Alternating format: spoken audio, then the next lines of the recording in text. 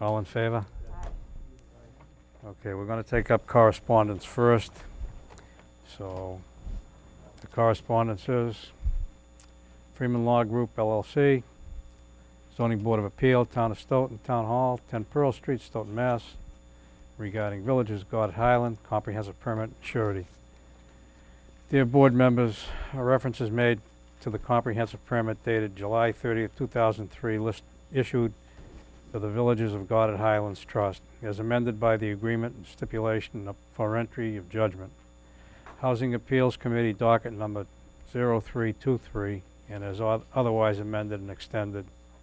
The comprehensive permit is to build 112 detached single-family homes on a 90.33 acre parcel of land located off Kelsey Drive and Daly Drive Extension.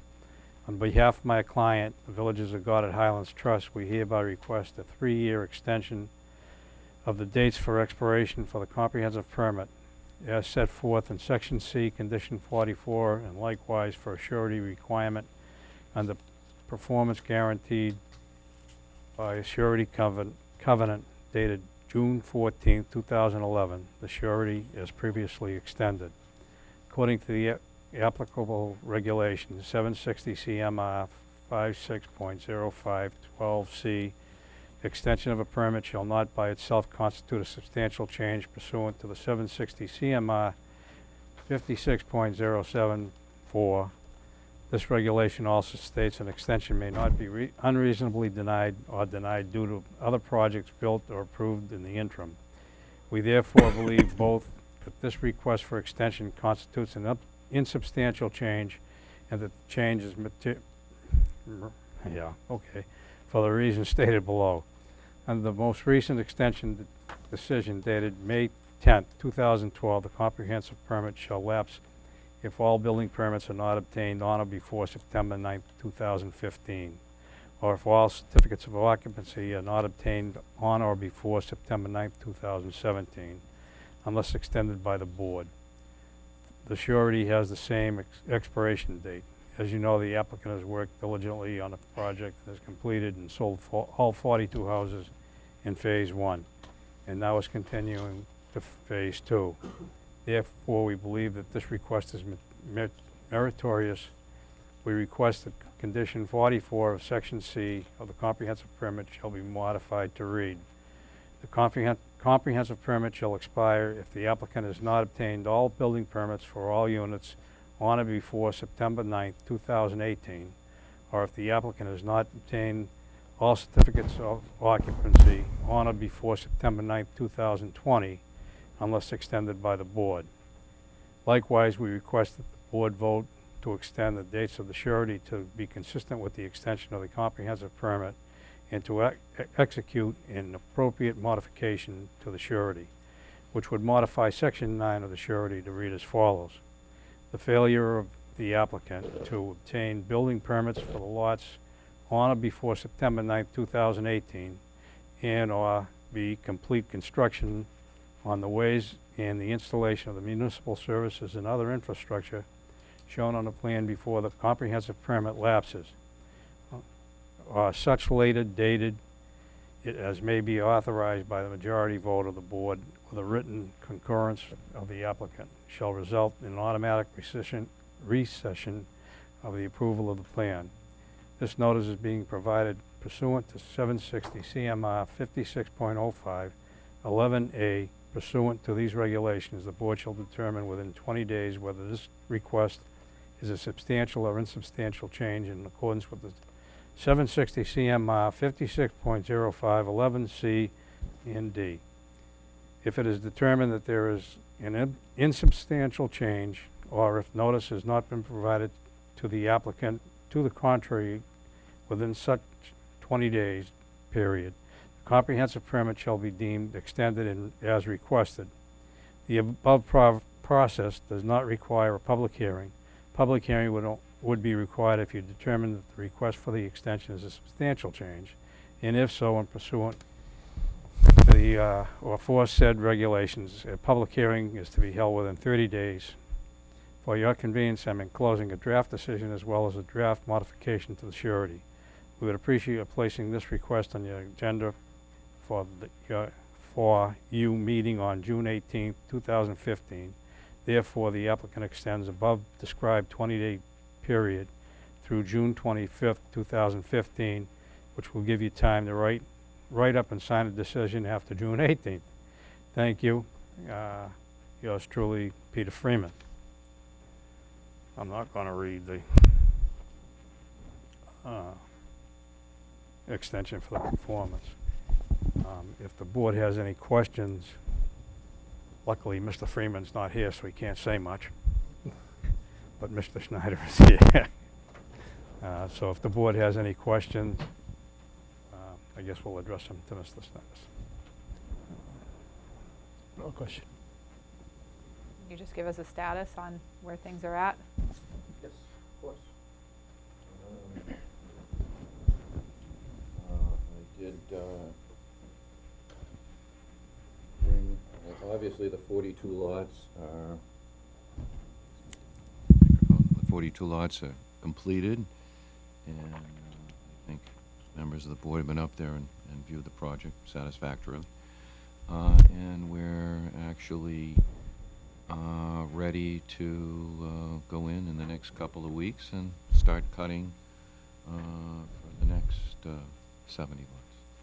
I also have with me the A&R plan to be signed by the board. That was approved, I think, the last time I was here. I'm not sure when it was. For the extra Yes. lots? Yes. 8 lots. Mhm. And where are you in terms of timeline on Timeline of the treatment plant?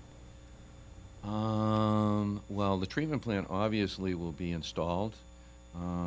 We've been working with the town engineer. We're on actually our 4th draft, Mark. It's been reviewed by Weston and Sampson for hydraulic analysis. I guess at this particular point, we're agreed on all issues, and Mark is ready to bring it to the selectmen.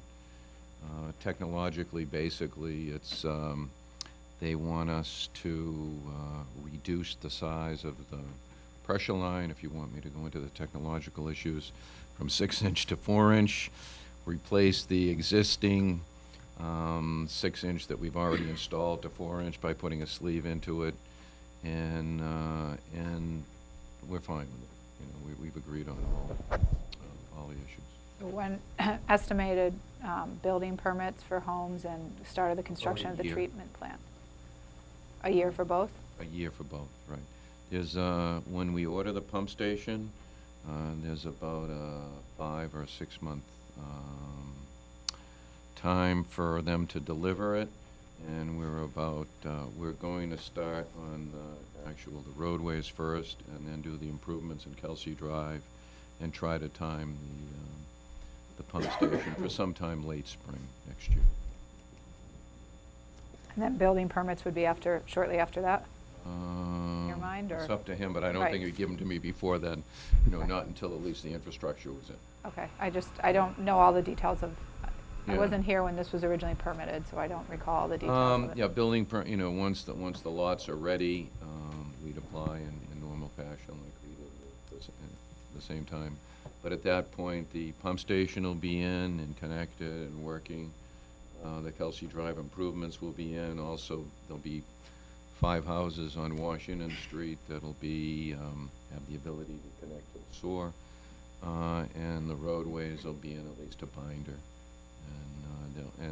And prior to that, we have to set surety with the town, and then we were able to apply for building permits. Thank you. I don't have any questions.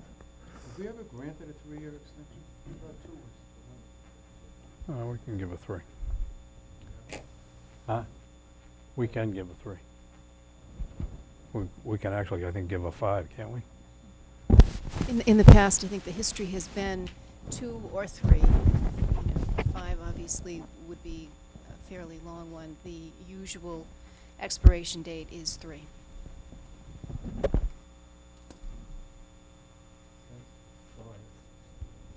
Steve? Mr. Zoll? No, yeah, you wouldn't really. Huh. Well, I have one question. Seeing as I got reappointed, and you're going to September 20th, do you think it'll be done by the time I get off? I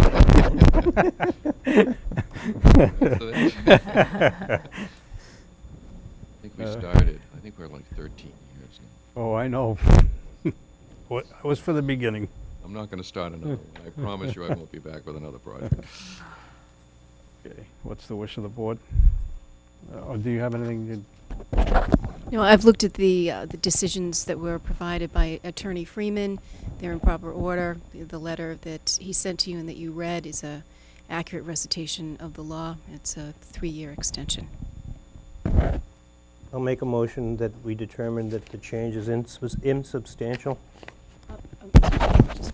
They're actually not looking for an insubstantial, well, they're looking for an extension of time, which is to be deemed, I'm sorry, go ahead with your motion. I shouldn't have interrupted you. You were doing it the right way. Yeah, Second. All in favor? aye. Okay, now what's the date that he wants it? September, well, actually, September- September 18th. September 9th, 2018? And it's both the extension of the permit and of the surety. I make a motion that we extend the time to September 9th, 2018 for surety and the permit. Second. All in favor? Aye.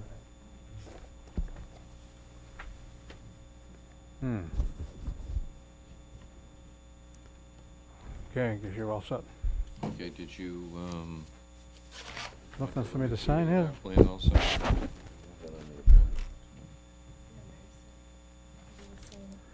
Yes. Mr. Chairman, just one last thing. Perhaps you want to have the, since the decision is written that way, you want to have the board authorize you to sign on behalf of the... Oh, that's what I was looking for. I thought my name was the only one there. Might as well go to jail again. What's the motion? I make a Authorize motion the that, chairman to sign on behalf of the board. make a motion the chairman sign on behalf of the board. Second. All in favor? Aye. All opposed? Nay?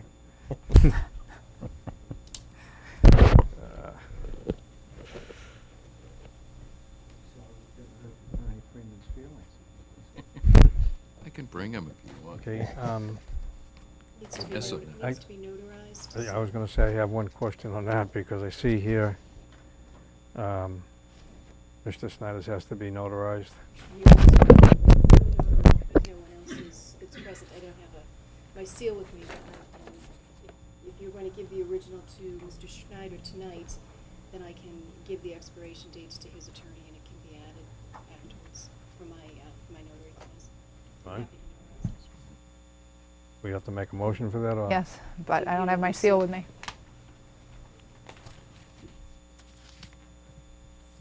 I can't remember what the new date is anymore. Yeah, me either. Oh, wait a minute, so,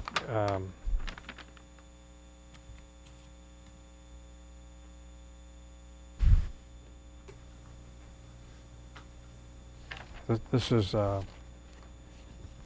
is the surety and one is the extension. yeah, but the last sheet is, on this day, before me, the undersigned notary public personally appeared, John S. Davidson, first president of, That's for the bank.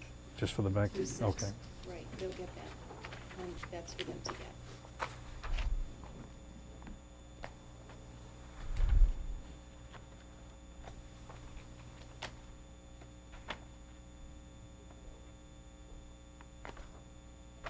So this was Brandon.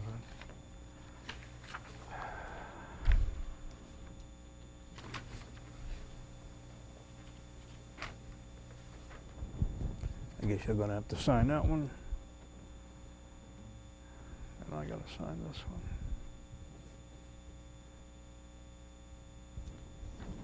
Who's gonna do it? Is your Sure, free act indeed, sir? I'm sorry? Is that your free act indeed? Yes, You have to write the word approved, was granted. granted.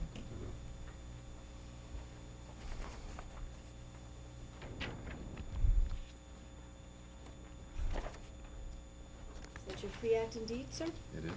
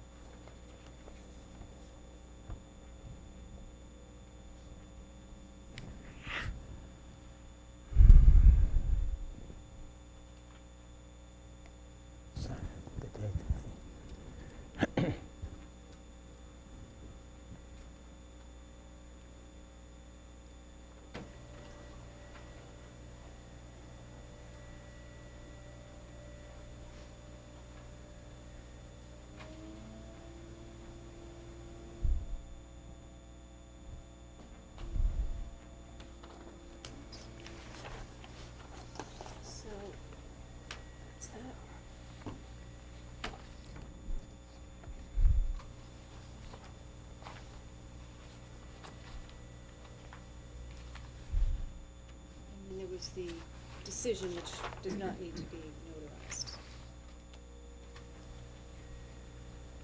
The decision for, It's this.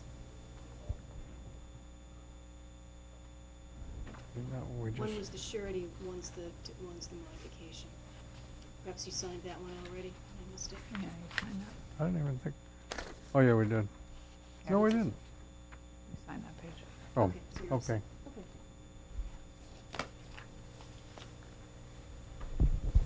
So we have to have a motion for the, no, we had a motion for both now, right? You should be all set, and so the question is whether you want to hold on to those and have staff make a copy, and then have the original sent to, Mr. Schneider or to Attorney Freeman. If you do that, then I can tell Mary in the morning what the expiration date is for my notary clause. So she Well, can make the she- copies for the yeah, file, she'll have and to then make send the them. originals to Mr. Schneider. That's all Makes sense. Yeah. Sounds good to me.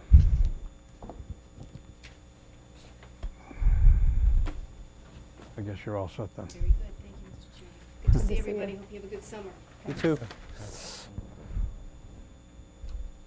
I also brought the Form A plan, the board signature. I already had this on the agenda also. She did? Mylar and 5 copies.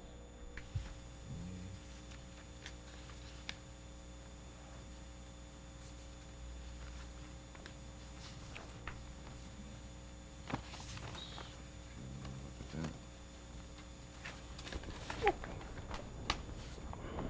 at Have you seen it, Tom? Probably want, yes, I have. that. This is Okay. right? You probably want to sign with this, Right. Is that the Mylar?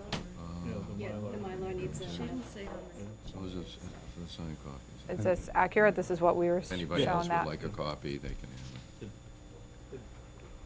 put the lines back the way they were at one time to add up to the 112 lots as opposed to the 104. So you already approved it, is that the case? So there was already a vote to Yeah. approve it? Yeah, Yes. it's just a matter of signing it. Now, do we all have to sign this, or just, I I did. think typically the whole board I think signs. I'll- I think it might have gone. You need all our So it won't signatures, right? bother you. so we're gonna use today's date, correct? Yeah. So I think it's 6, already 18, dated. Could come 15. back at any minute, but I'm hoping it won't. No. Well, good night, everybody. Bye. Yep. Yeah, but that's, just to certify the Thank you plans, I very much. think.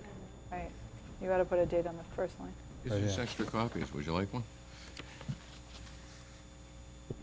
I got enough of this We have stuff in plenty my of house. paper, we have plenty of paper in the office. The Sure. shredder goes nuts.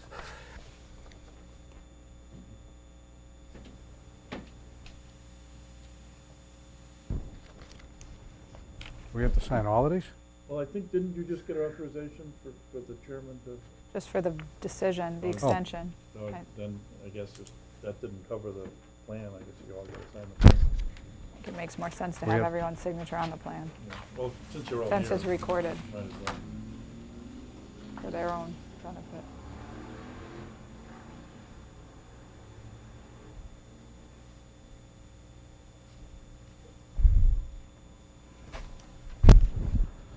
Sorry. This is mine.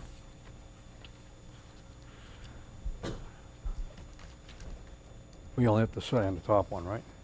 You know, this is the first time I've seen one of those. I think it's one Mylar and 5 paper copies, right? Right, I think the 5 copies just stay with the town. Yeah. And we record the Mylar, Record and the we'll give Mylar. you, Yeah. That'll show the Yeah. signature if But I anyone think- needs it. yeah. Tom, 5 copies stay with Mary. Yeah.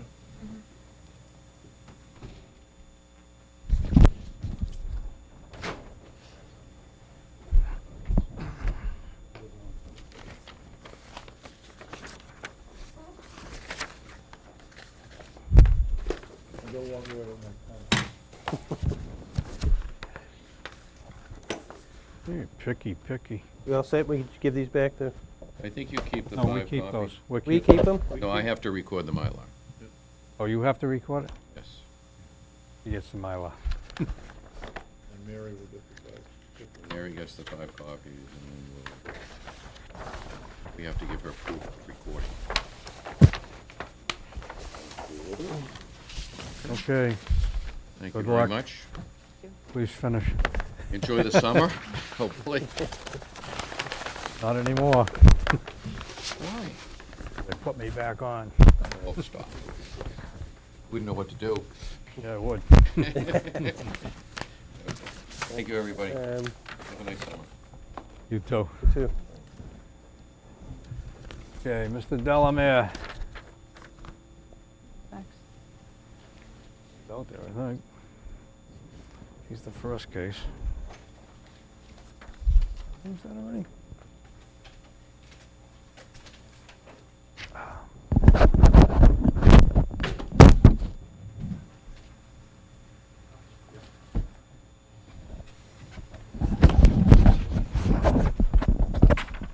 Thought I heard a faint down there. Okay. Take up case number 4156.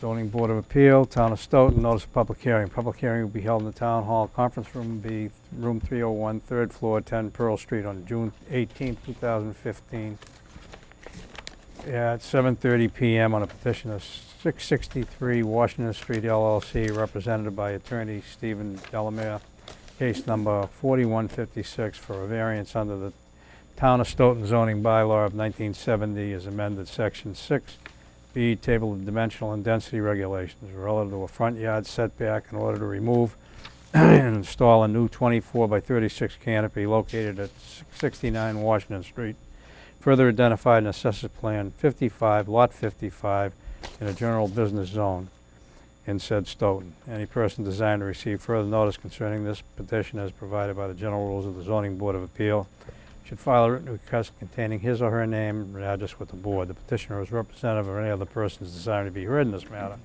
should appear at the time and place designated. Sherman Upro Chairman was in the Stoughton Journal May 29th and June 5th. I have, oh boy. I have a piece of correspondence, affidavit of Tan Suka, Yes. manager of 663 Washington Street LLC.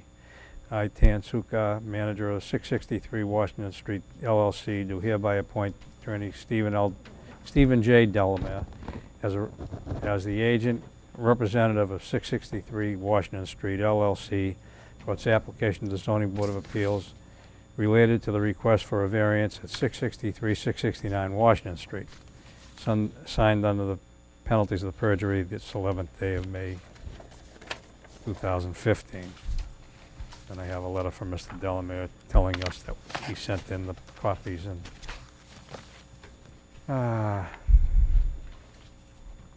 that's all the correspondence, and the abutters were notified. Make a motion, we open case number 4156. Second. All in favor? Aye. I make a motion that we accept the answers to question 9 as written and to waive the reading of the abutters. Second. All in favor? Aye. Mr. Delamere, would you like to explain what you'd like to do? Yes, Mr. Ebro. Essentially, as you may have noticed, Mr. Sukar is having the gas station redone, new tanks, new pumps, and along that would like to install a new canopy. It's gone from 2 pumps to 3, so the issue is putting a larger canopy that's more appropriate for those number of pumps. He has already had the pumps approved, had the installation of the gas tanks approved, and we've provided you with plans for the existing canopy. The canopy now would come down almost at a straight line towards the sidewalk, before hit the edge of the sidewalk, so it would be outside the setback. It seems to be similar to other gas stations in town where the canopies do come close to the setback or within the setback, and even other gas stations that have canopies relating to the price, such as I believe it's the Sunoco, that actually extend above and over into the sidewalk. So it shouldn't interrupt or obstruct any traffic flow or light of sight vision because it is the existing canopy up above. So that's our request, that be allowed to put in this new canopy that would need a variance from the setback. How far out is he gonna come? To the edge of the start of the sidewalk. As it, again, it's the upper canopy, so if you drop the line down, so there's not gonna be anything on the ground level. If you look at this 8.5 by 11 plot plan, it shows pretty clearly the dotted line, which is the black dotted line, which is the existing canopy, and in red, which is the proposed canopy.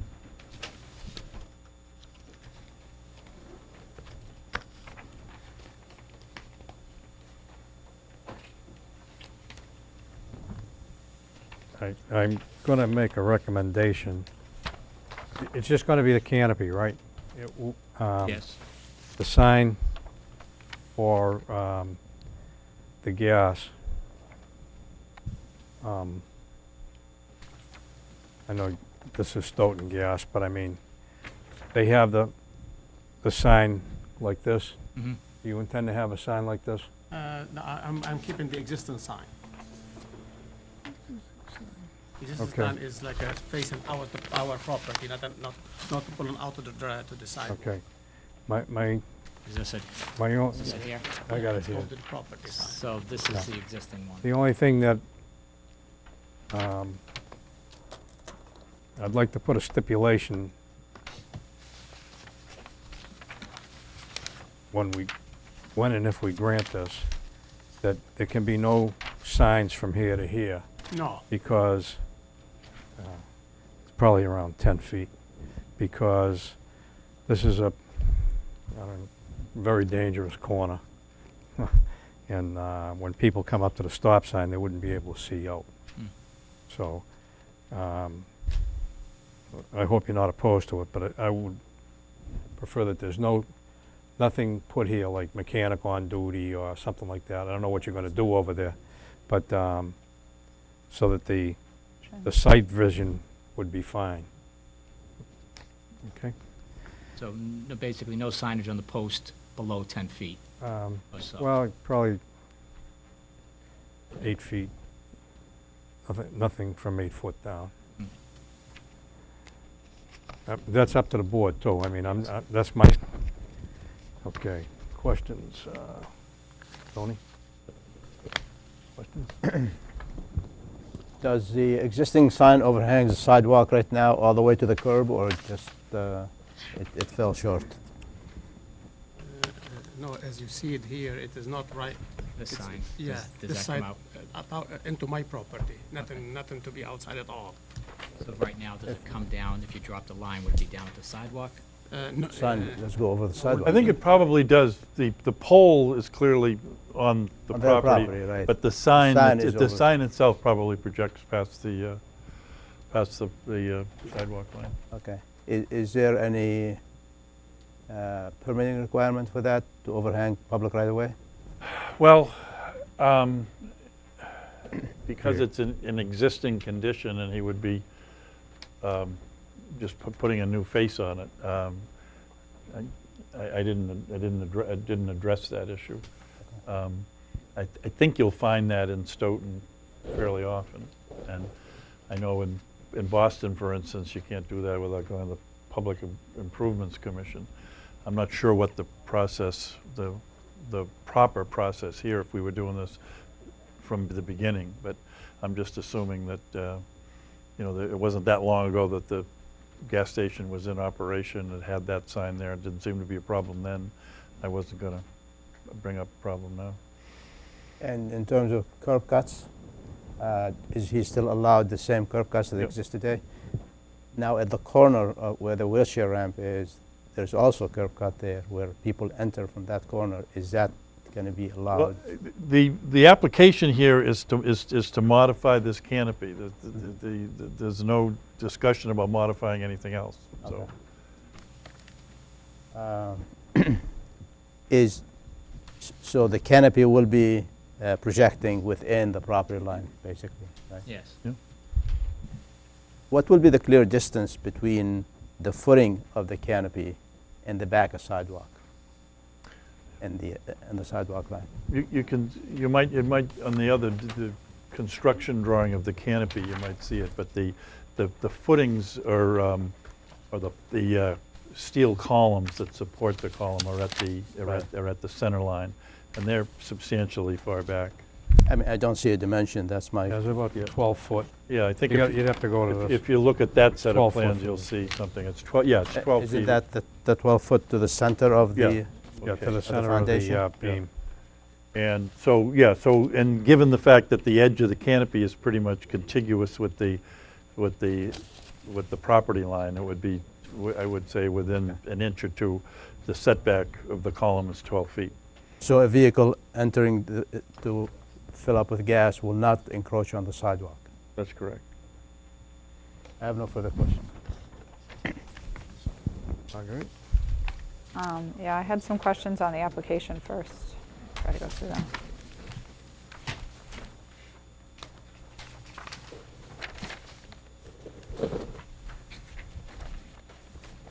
So, question number 8 on the application.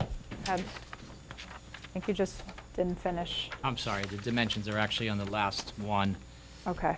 23 by 27. The prior dimensions are 23 by 27.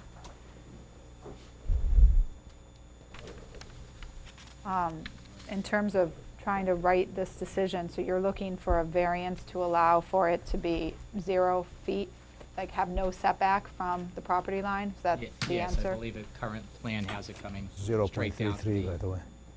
property line. Okay. I see 0.33 on there, but I'm not sure how, are you going to be able to maintain that? That's the drawing from the survey of the engineer. I assume that they will maintain that .33 of an inch. Okay.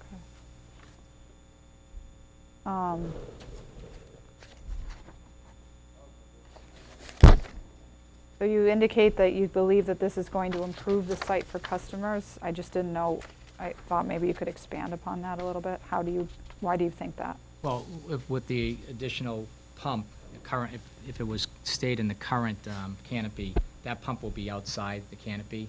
So bad weather, rain, snow, it's going to allow basically motorists to be outside trying to fill the gas tank when on the bad weather conditions. So this will now be more in conformity with the 3 pumps. Okay.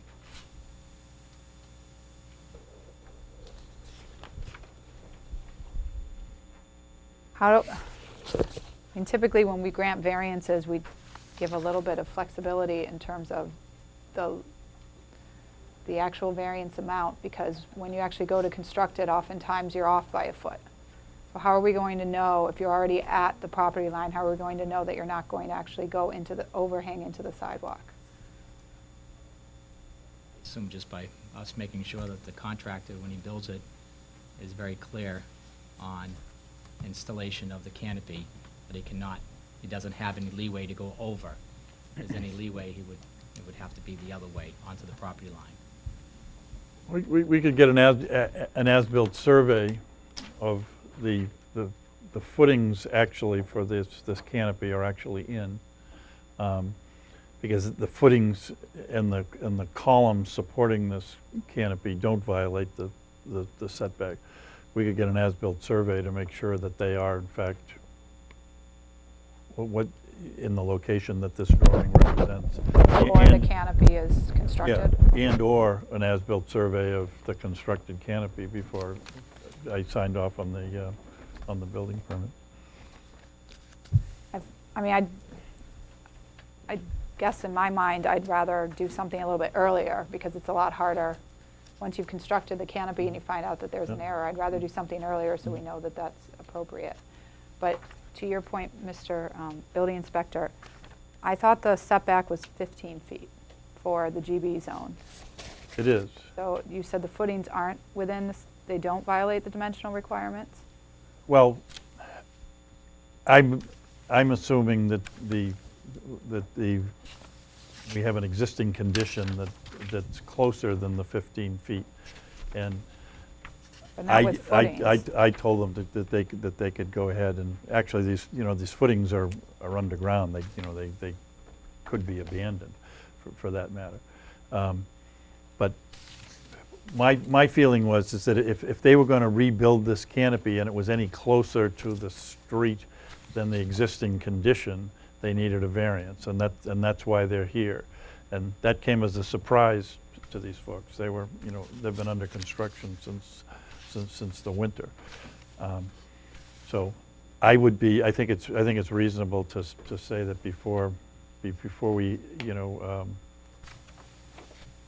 they have permission to erect the actual canopy, we do an as-built survey and find out that these columns supporting it are, in the location that this drawing represents. Is there any reason why you couldn't move this back 3 additional feet so that the footings were within that setback requirement? Well, It's substantially more than to get this new 24 by 36 canopy to be no closer to the street than the existing condition. It would be, would be less than a foot away from the existing building, which is not a good situation.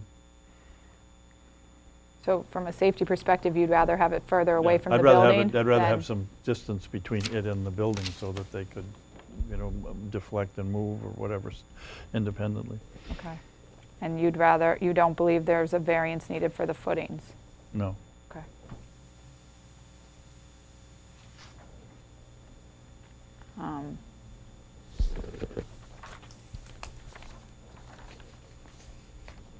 How high is that canopy from the street? Maybe it's in the plans and I just didn't see it. canopy. There it is, 14 The height of 6. the Okay, canopy. sorry. It's gotta be at least 14 feet. Okay, nope, I see the answer. Sorry about that. Okay, I think that covers all my questions. Yep, I think that it's covers all my 14.6. questions. Thank you. I don't have any questions. Is the cement pad underneath the canopy going to come out closer to the sidewalk? The footing, you mean? No, the No, the footing. padding. The pad. The pad. It's gonna be, Pads. it's gonna be very right attached with the sidewalk. It's going to come right to the sidewalk? Yes. Which pad? You mean the concrete and the bottom? con- Talking the Concrete. concrete. Right. Concrete pad is going to come right to the sidewalk? Yes. My only concern, and it could be frivolous,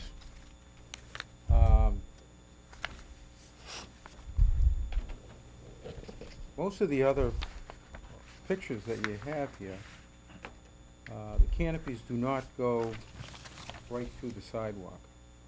Now, in case of a storm or whatever, and the roof of the canopy gets clogged up for drainage, the last thing I want to see is ice dams coming down that side of the canopy, right along the sidewalk. It wouldn't be a very safe environment for walkers, and it could cause ice problems on the sidewalk, being that close.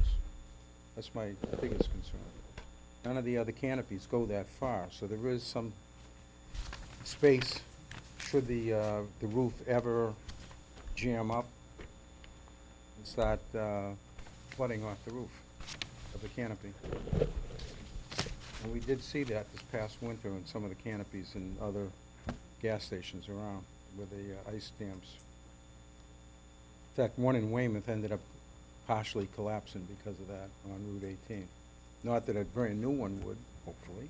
Were there any in Stoughton that had that same problem? I didn't see any in Stoughton, but that's, I just don't know the design of the canopy, if No- it's no pitched design. in as far as I don't know. from the street or drainage from it. I don't know if the building inspector had any more information I don't know. about- What's the pitch on yours? I don't want to see any. They're drained to the center, and there's a drain that comes down.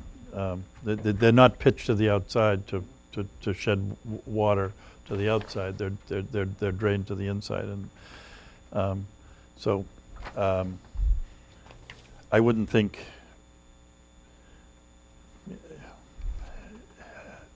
I just don't feel comfortable going right to the, abutting the sidewalk right then and there, you know?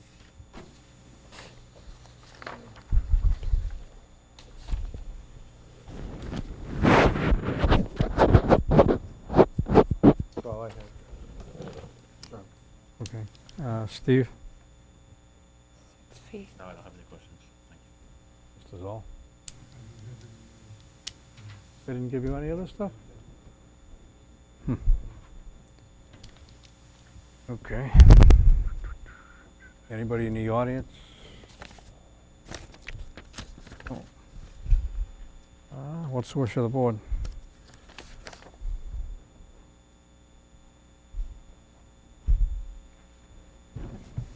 Mr. Chairman, if I could, to the building inspector again, I'm not trying to push this point too much, but I just want to make sure I understand. There's 6 feet, I believe, if I'm looking at this plan correctly, between the proposed canopy and the building. I think Mr. Pessier makes a good point. Is there any way to move it back a couple more feet without creating a risk to the building?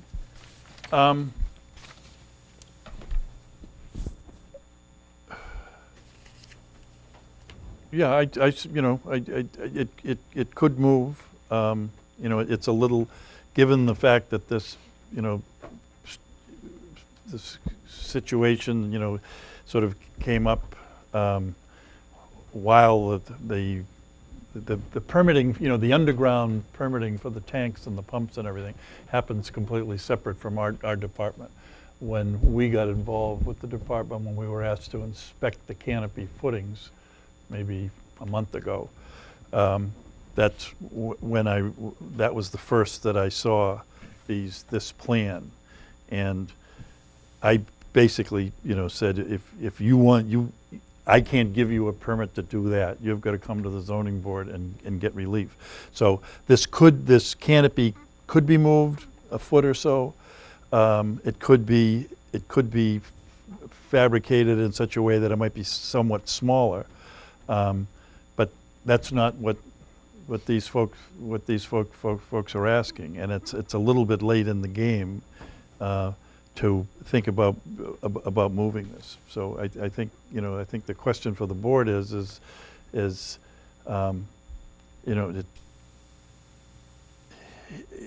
do you want to give the variance for what's represented on these drawings, or not? And if the answer is no, I think then the applicant has to come up, with a different solution. I guess my thought was that we could grant a variance that would require the setback to be a minimum of, 1 or 2 or 3 feet for the canopy. And that they would, create a set of plans potentially as a condition that would need to be approved by you. But I'm not sure, so the footings are already in? I guess maybe I'm not understanding how far along you are. Okay. And given, the footings are not only in, but given the way everything else is located, these pumps and whatnot, I'm not sure that, assuming that you'd go in there and you'd jackhammer out the existing footings, I'm not sure that the space is available to relocate the footing, like a foot or 2 closer to the building, given everything else that's there. Can I ask the attorney a question? Unless I'm missing the point, what is the hardship for the variance? He's not allowed to install a new canopy that's more appropriate for all the work that's being done to the building and adding the 3rd pump. That's a hardship? I think so.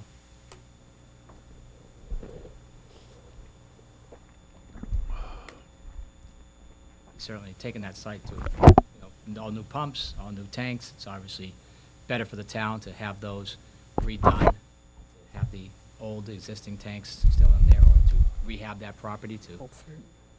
Mr. Sukar has owned a number of gas stations, and he likes to have them to be top of the line and have them be something more pleasing to the eye than something such as the current existing canopy would be if it remained in that canopy.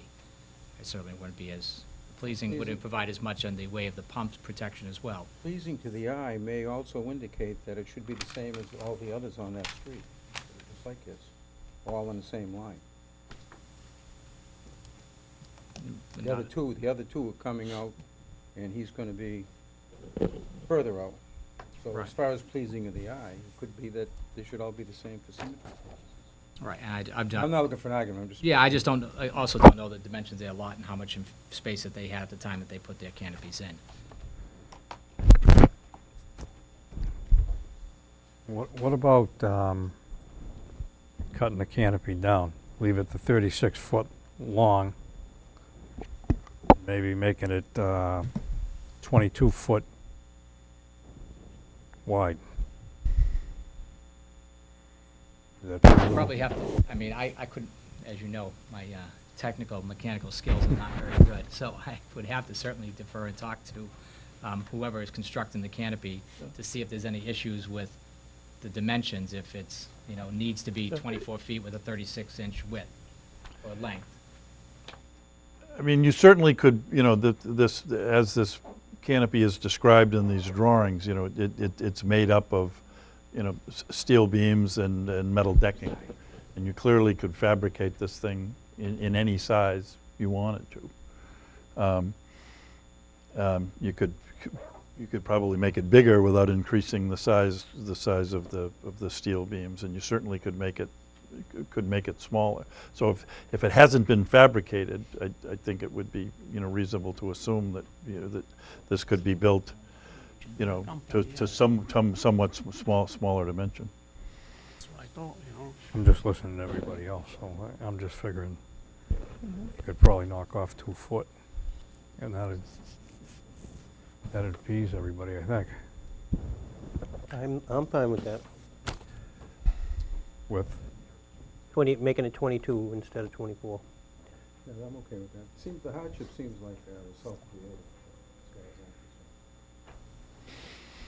I'm concerned. Well- I go along with your recommendation. Well, it's an existing, the it's an exi- existing situation is what it is. and it appears that the existing, you're not gonna hook it to the building, huh? What is it? You're not going to hook the canopy to the building? No, no. That's the Existing Mr. situation McGrath is said 5 it- feet off it's of better having it separate the than street, right? together. So, I mean, Is that okay with you? If we change the dimension to 22 feet? The only thing is, I assume, Mr. Sukar, we need to talk to the company that's fabricating it to Right. make sure there's not an issue, again, not having spoken to them before this to determine if it was an issue, changing those dimensions. I don't know what their process is, I don't know, they, So it's already in the process of being made? no, I don't know if it's Uh, being requested. Yeah, you know, I gave him deposit to start on it. This the plan, Yeah. exists to be existing for the, above the tent, above the pumps. I think that was done before there was realized there was a potential issue with the size of the canopy. Well, we could, We can inquire. we could continue this, and you could let us know at the next meeting. If that's going to be a problem for you. I mean, I don't mind Right. doing Well, that if that's. Right. I certainly would prefer, I guess, to have us be able to investigate with the canopy company if there is a way, and if they can provide more information to us if there is not a way, or there's a problem because of the way the dimensions of the canopy need to be. I don't know if there's any state or federal guidelines. Yeah. relating to I would be really surprised if there's assuming this hasn't been fabricated, That's the I issue. would be It's already- really surprised that they couldn't make this smaller. I think the question for the operator is whether a canopy that's 22 feet and not 24 feet provides the coverage that he needs, and if there's any fire suppression or anything in the canopy that a smaller canopy is not going to work. Maybe they can also investigate if they can move the footing 3 feet away and Well, the keep the footings, canopy. if they've already got them in, If you look at that this means the site, tanks are already in. go take a look at the site. There's so much underground there, it's, It's like a Swiss watch. yeah. Pretty amazing. Stuff that goes into this. Okay, so what's the wish of the board? Before we do let's that, see. I had one other Oh. area I forgot to ask about. The deed restriction that was part of the deed you gave us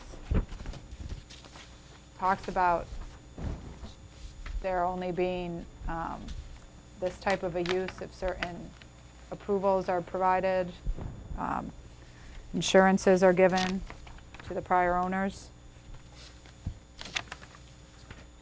Want to make sure that that's been done. A pollution legal liability insurance policy needs to be provided.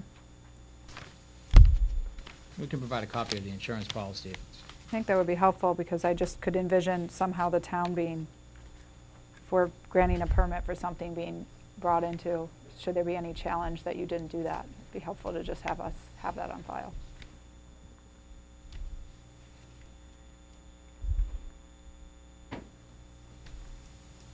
So we're able to provide information before the next meeting as to the canopy can be changed to the dimensions that the board would prefer, and obviously provide the copy of insurance that you requested. Would we be allowed to submit that and have the board act without appearing at the next meeting, or we still need to appear at the next meeting even if we were able to provide that information ahead of time? Because I'm envisioning we're going to be making phone calls tomorrow. Yeah, but I think our next meeting is Not till July July 18th or 16th. Yeah. That's my only question, whether or not we can Well, have it somebody would acted have to upon. be here to Yeah, okay. to I didn't know if accept you- it, you know. Right, if you could act upon it, provided that, these are supplied, it would be approved, whether or not we have to hold it for the next meeting. Or it can go in with the proviso that it's approved pending the submission of the insurance and I guess a new plan for the canopy. Well, we could take a vote tonight and put conditions on it that requires it to be, a canopy dimension of 22. I just didn't think you wanted that. No, not that way, Okay. I wouldn't. That was the only, Yeah, I think that's the that only way way we we're kind could- of, And we're that's the set only- in stone, and if there's a problem, we want to be able to come back and I explain understand. what the issue is. Right. Okay, so table it till the, I don't know how else to get around To that. the, no, I, calendar, please. I If know you I are should, able but- to do it as a 22, 22 by 36 canopy, and you can provide updated plans to that effect too, that'll save you from addressing another condition down the road. Because the public hearing will still be open. what night, so that's July 16th? Yeah. It would be at 7:32. We have one other case on. Okay. Make a motion, we continue case number 4154 or 56? 56. 4156 to July 16th at 7:32 PM. All in favor? Aye.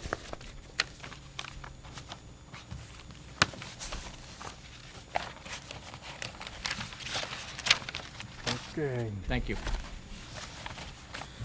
I wish it meant that. Of course I do.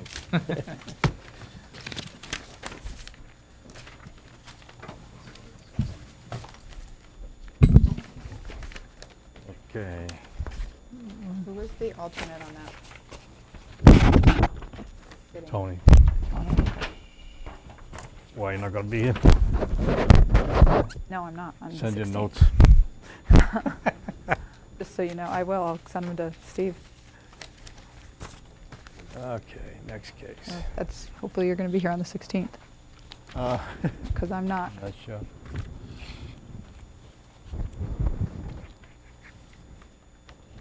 Stand up here.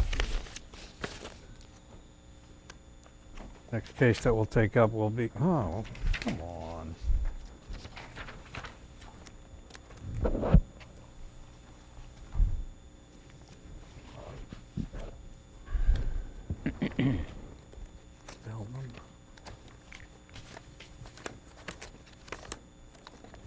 This continuation of case number 4152, 4154. Mr. Greenblatt doing business as Kids Sports. I think we all received the, I don't have a front page.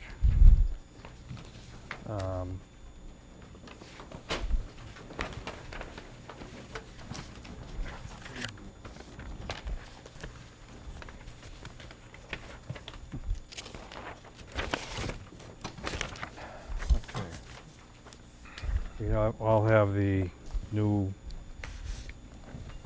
layout of it.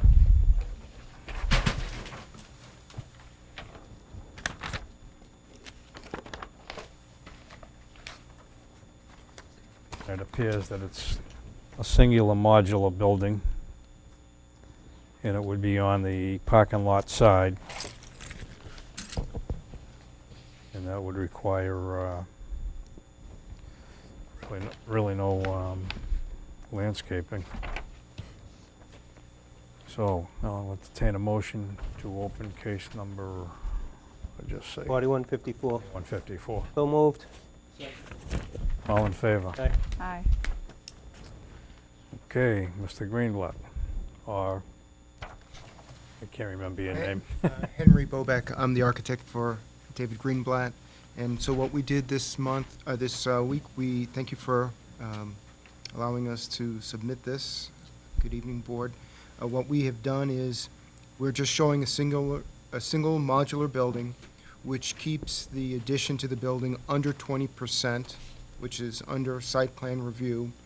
One of the main issues that was discussed a couple of weeks ago was about the sight lines to the building, but if you look at this plan, we are showing our playground at the front of the building. It's no longer an issue on the Central Street side. If you look at the, on the Evans Street, right adjacent to the parking lot entrance, it says approximately 6,500 square feet of that playground area, fenced play area. So I think that issue, if you look at the street view number 1, there was a concern about, the traffic coming across over there, and, if we were to extend a future playground or something like that towards Central Street and there was a fence there, that it might inhibit that view.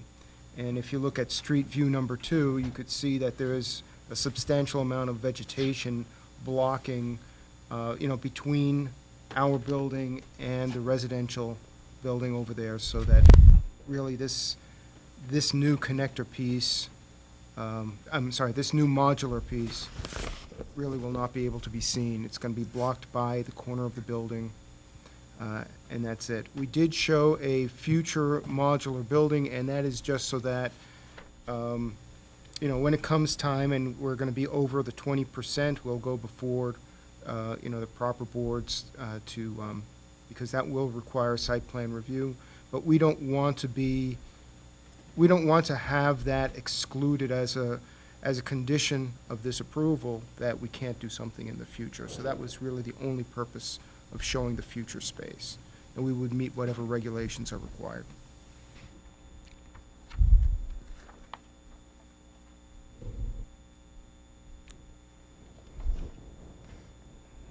You already answered the question. I mean, you realize you have to come before the board again if you put the future modular in. So you already answered that question. The other question is, the designated play area, that's going to be fenced in, so none of these kids, and I know they have a good record, so, but I mean, I just want it on record that there's no way that they can get out to the street. That's correct. So people from the parking lot will actually walk around at the sidewalk and come in through the main entrance, versus coming right now Oh, and right. kind of walk straight across. So that is different from what's there right now. So there would be no way for them to come in through the modular building, because you said you had 2 accesses to that.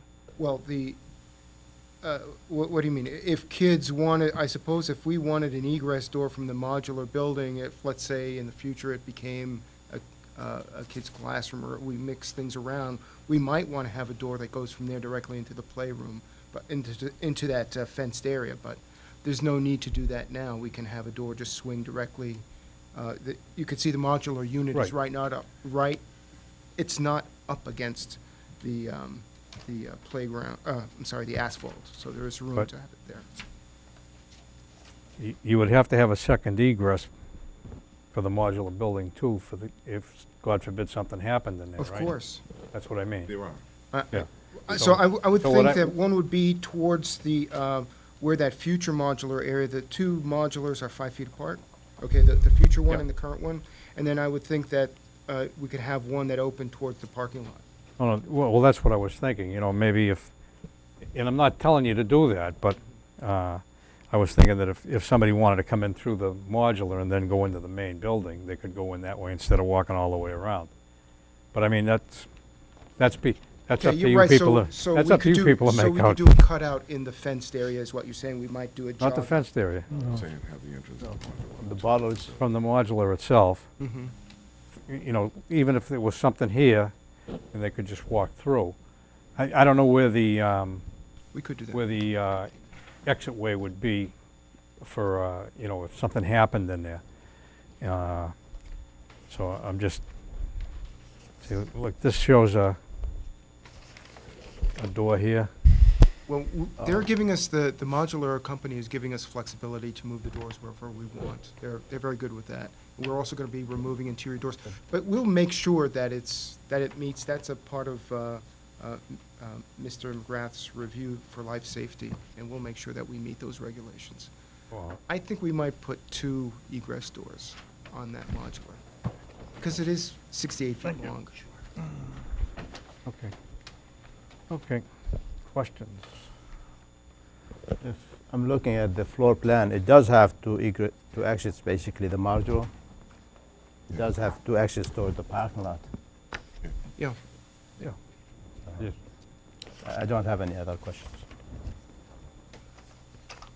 I just wanted to know, how difficult would it be to extend those bollards all the way along that front parking line? Because if you are looking at some future build-out, I'd rather have them in place now so that they're there and not overlooked, should you put in, the play area or the future modular. Okay, so you would like the bollards to go all the way along to the entire Yeah, rear so the additional edge? 3 spaces up towards the residential lot, and then the additional 2 spaces towards whatever that road is. The Yeah, but- problem Evans with Drive. the Evans back Drive, end of thank it is if we were to get a modular in there, we'd have to take those out first, because they back it in.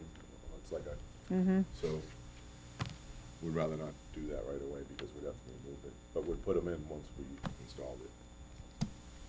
How about at least with the fenced-in play area? Yeah, that's Would you fine. put them there? Yeah, that's fine. And then, should a future modular be constructed, we could put a condition that says they'd be installed after construction of the modular? Absolutely. Okay, that's it. What kind of fence would you be putting in? Chain link or The current plan is a 6-foot chain link fence. because that would act as a bollards there anyway. If you put you have to have a, It would, but I mean, if somebody did drive through, okay. I whatever. just, I don't know what structure, what play item you might put up against that fence, and I just think it's kids and it'd just be a level of safety. I don't have any questions. Huh? Mr. Zoll? And we brought our neighbor, I see Mr. Colano. okay, just wanted to make sure that it's on the records. He's indicated that we can come as close as 5 feet to his property if we had to. I just wanted to make sure that, he wants to make sure he's all done. Oh, yeah. Does he want to go on the record as being in favor of this? Whatever he wants to do on his property is good with me. Okay, so we might as well put you on the record as being in favor of it. Can I just get the spelling of Just- your name? Coheno. Oh, And then, okay. Thanks very much, appreciate it.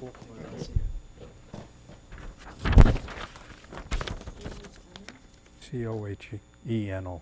2 ends. 2 ends. Did I say 2 ends? Okay, what's the wish of the board? What? Oh. Rid of that. Do you have a list have of the- conditions? Yeah, hold on, I've Why- got why the don't you make original a motion, decision. and if you We get had the a, Oh, I got the decision right here. But that's what I was just looking at, and it's got the Yeah. wrong names on it. no, I have the one that was drafted for 4154. There's one of the 3986. The hell was I chairman then? So could we do maybe I'll make a motion to draft a decision to grant a special permit containing, a special permit 3986. for the purpose of operating a membership club at 11 Evans Drive, in accordance with the site plan dated June 15th, 2015, and the architectural plans. I've got to get the right dates on everything.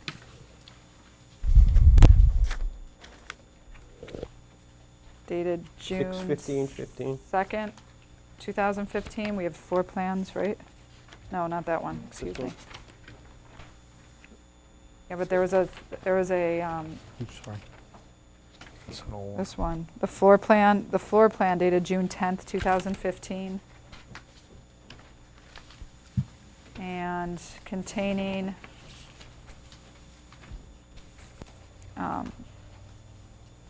the following conditions, I guess. Bollards will be added to the parking spaces located close to the designated fenced play area that are not currently shown on the site plan prior to construction. And should a future modular be built, bollards will also be constructed at that time along those parking spaces abutting the future modular as shown on the site plan.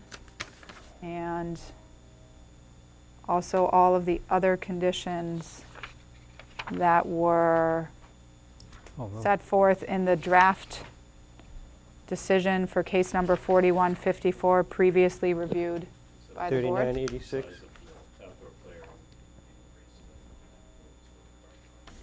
Okay.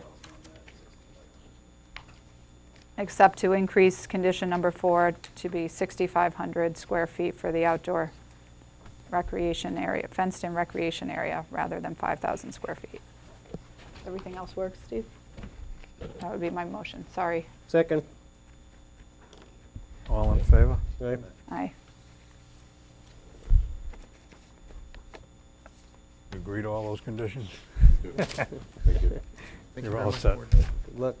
What's the timetable now? We should have this drafted by, well, actually, we'll probably sign it July 16th.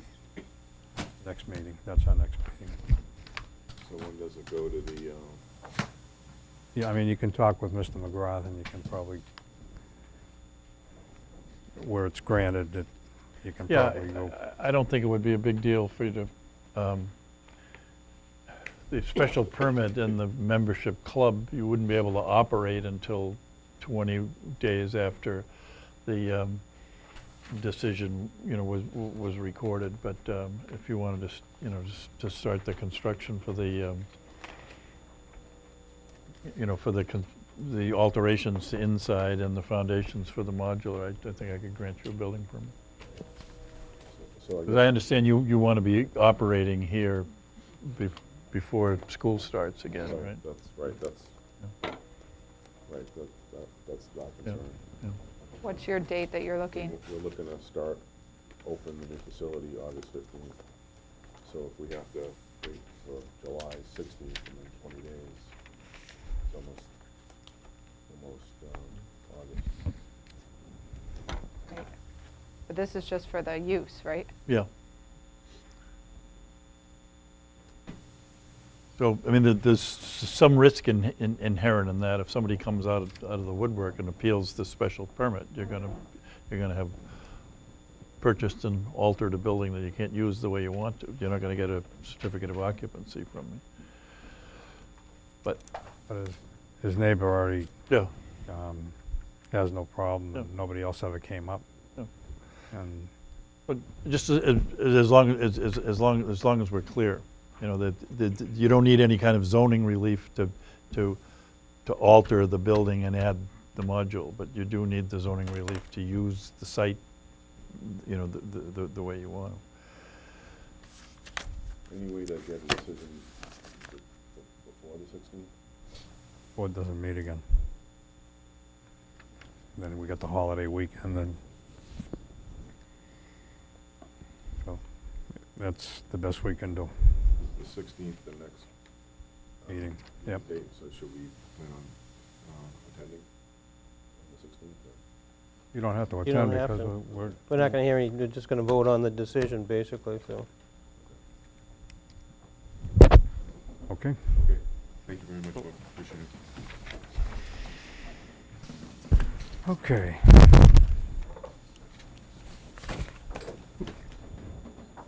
You get another one. Get it? I'll get it later. Okay. We'll take up the next case. It's a public hearing will be held in the Town Hall Conference Room B, Room 301, 3rd floor, 10 Pearl Street, on June 18, 2015, at 7:32 PM on the petition of Gerald Capizzoli, case number 4124M, for a modification of variance granted on August 14, 2014, under the Town of Stoughton zoning bylaw of 1970, as amended section 6B, table of dimensional and density regulations relative to the lot area, lot width, and setback requirements in order to razz and construct a new dwelling located at 35 Leeds Street. Further identified in Assessor's Plan 52, Lot 79, an RB zone, and said Stoughton. Any person desiring to receive further notice concerning this petition as provided by the general rules of the Zoning Board of Appeal should file a written request containing his or her name with the address and board. Petitioner's representative or any other persons desiring to be heard in this matter should appear at time and place designated. Chairman Ebro Chairman, it was in the Stoughton Journal, May 29th and June 5th, 2015. I have a letter from Mr. Capizzoli. Gerald Capizzoli, 97 Whitney Ave, Stoughton, Massachusetts. Zoning Board of Appeal, Town of Stoughton, 10 Pearl Street, Stoughton, Mass. Regarding 35 Leeds Street, Stoughton, Mass. Application of Gerald Capizzoli for modification of variance issued August 14, 2014. The application. Dear Chairman, the Zoning Board of Appeals has scheduled a hearing at the above application for Thursday, June 18, 2015, at which time I will be traveling. I hereby authorize Mr. Mark Carroll of Norton, Massachusetts, and Michael Corey, that was right? Damn, Good job. I'm getting better. Esquire of Is your Madoff and appointed? Corey LLP of Foxborough, Massachusetts, to appear on behalf, to pursue the relief that I have requested in the application and to address any questions that the board may have regarding the same. Thank you for your consideration, Gerald Capizzoli. And I'm going to recuse myself from this case. Again.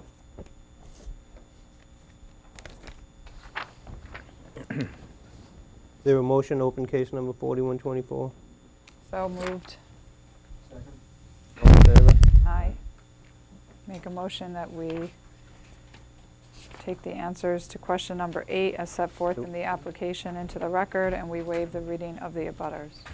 We already did that. This Oh, is, you a- just this is an opened old it. case? I know, but this is a new one, right? No. This is just a continuance. 4124. Oh, it is a new case? Um, It was, Oh, it's a modification Yeah. of the variance. it's a modification, okay. It was a continuance from a month ago. Yeah. Is there a Right. second? This was a notice issue. All in favor? Aye. Okay. Michael Corey, of Madoff and Corey, for the applicant, he's away, and he asked that we appear. Mr. Williams, in a butter, is here with me. Last year, August of 2014, this board approved a variance which allowed for the raising of a home on a non-conforming grandfathered lot at 35 Lead Street, and the allowance of setbacks as set forth in that decision in August of 2014. Following that decision, we found that there was a dispute as to the property line and where a fence and shed that belonged to Mr. Williams and Mrs. Williams, whether it encroached on 35 Lead Street or not. Mr. Williams has a survey that shows that it's within his property. We had a survey that showed it was outside of our property. Was on our property, encroached on our property. Further, our engineer has looked and found that there may be some minor to maybe not so minor mistakes in the original lot designations on Leeds and Kenneth Court, which is where Mr. Williams' home is. To resolve this matter without fixing exactly where that property line is and to fix the potential encroachment issue, we proposed to Mr. Williams that we give him a small lot on the south side of his property, the north side of Mr. Capizzoli's, total of 366 square feet, about 75 feet long and between 3 and 6 feet wide, that would, if we gave it to Mr. Williams, it would cure the encroachment issue, any potential encroachment issue, and resolve this. Because this is a non-conforming lot, we requested that the variance be amended from last year to allow us to increase the amount of the non-conforming total square footage from an existing 6,025 feet to 5,660 feet. No other modification to the variance is requested. What we would do if the board granted this is then go to the planning board, have a plan approved, and then record it, designating this small lot that we could convey to Mr. Williams, and thereby fixing encroachment. Isn't it true that besides the lot area changing, that the rear and side yard setbacks also change? That isn't my understanding. The engineer provided a revised plan that we attached to the application for a modification. And he indicated that, well,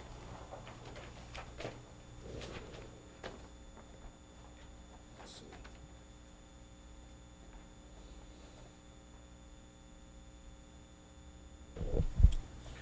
see.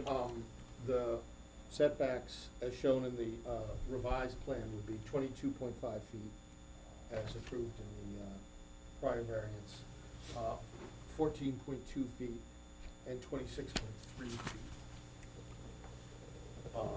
as shown in this plan.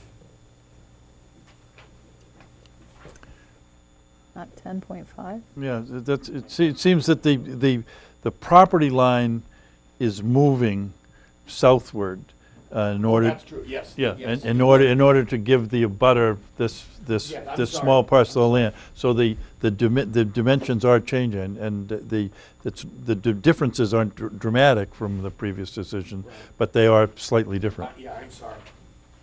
You're right. Yeah, the side, the proposed side yard is now, I think you read it best in the chart on the drawing, is 10.5 feet, and the rear yard is 26.3. Yeah, I think 26.3 was always, yeah. In discussions with Ms. Yeah,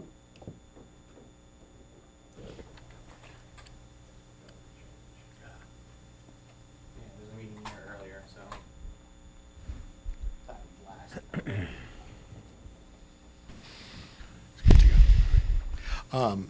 In addition, as a condition to the grant of this modification, we agreed with Mr. Williams that we would reconstruct the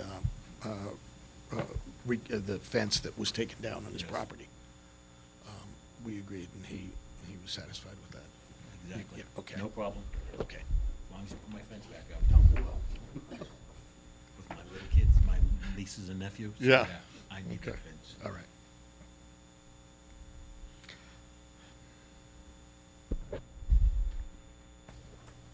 You all set, Tom? Yeah. Questions? No question. Marguerite?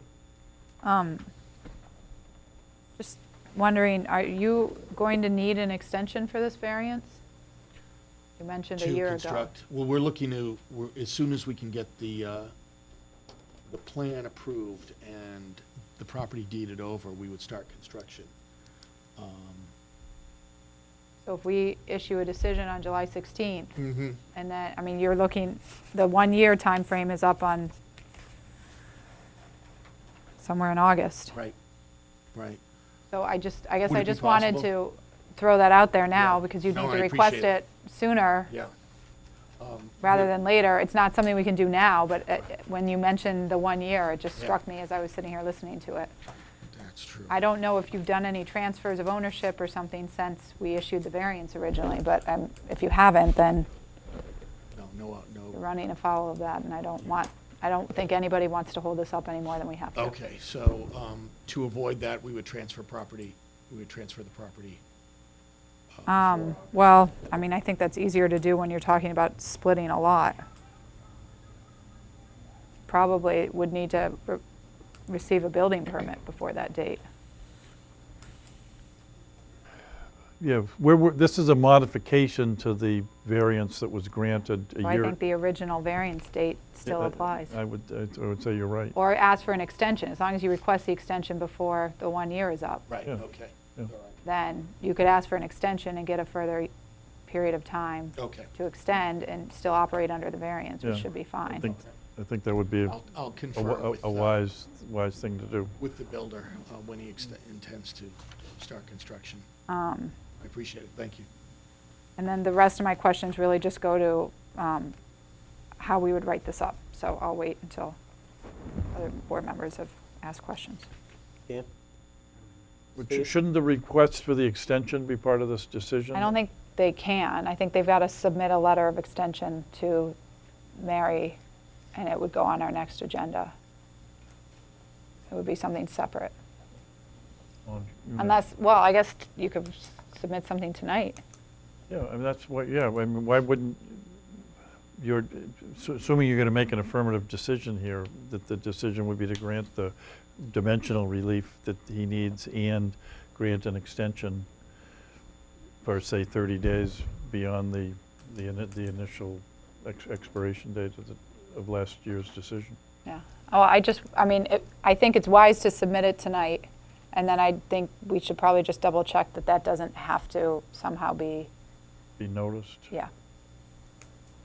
I'm not positive, because I'd have to look at that language of the statute a little bit more, but it may possibly require public notice. Yeah.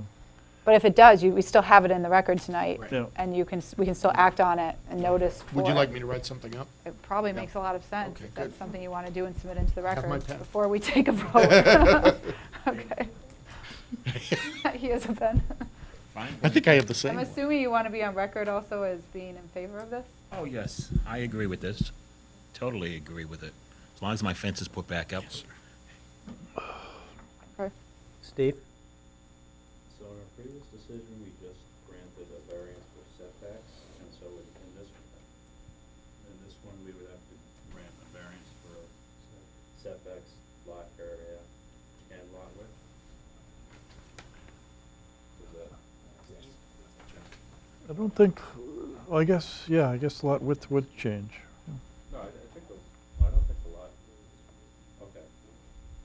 So we have to grant a variance on the things that we're changing. Yeah. Just out of curiosity, why didn't we have to grant those before? Because it was already. Yeah, because it was an existing grandfathered lot. But by giving the piece of land to Mr. Williams, we're changing the lot, making it more non-conforming.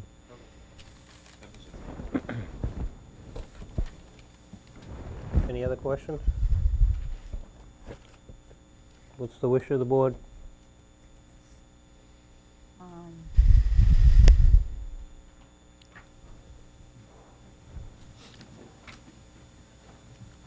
So I think we need to still make the findings we made before, or, I'm just trying to figure out the best way to write this up.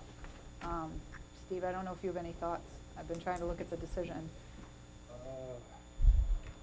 And we could possibly modify it just to grant additional variances that are needed and change the reference to the plan, because we have a new plan now. Yep. And that all other provisions of the decision that aren't modified will remain in full force and effect? Is that the motion? I don't know, I'm trying to sort of talk this out a little bit, if you don't mind. No, I don't. Would that work for you? Makes sense to me. Proceed with it, defer to you, but. I just wanted to look at what else is in here. Don't we have to wait for the approval of the planning board to accept the new lot lines? So, I mean, if we're gonna make a motion to do what you said we do, it should be upon approval from the planning board that the lot line, property lines are changed. 'Cause they have to vote on it as well. Yeah, but, it's a, it's an ANR, Right. which stands for approval not required. Yeah. So it's really, it's a technical, I think we could issue a condition that says that no building permit will issue until until that's settled. an A&R plan has been Yeah. executed by the planning board, if you want, Dan. Make that a condition prior to issuance of a building permit? A&Rs and the planning board are pretty much a given, but Right. I think it should be mentioned in Yeah. there. Yeah, Yeah. so prior to issuance of a building permit, they will receive planning board approval of an A&R plan. I'm just trying to look at the other provisions in here. Make sure that that's not going to be a problem for you.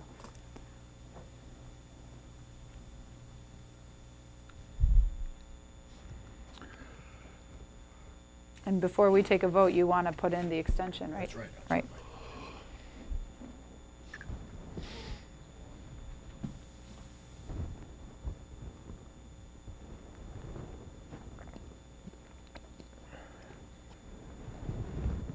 Do you want me to step back?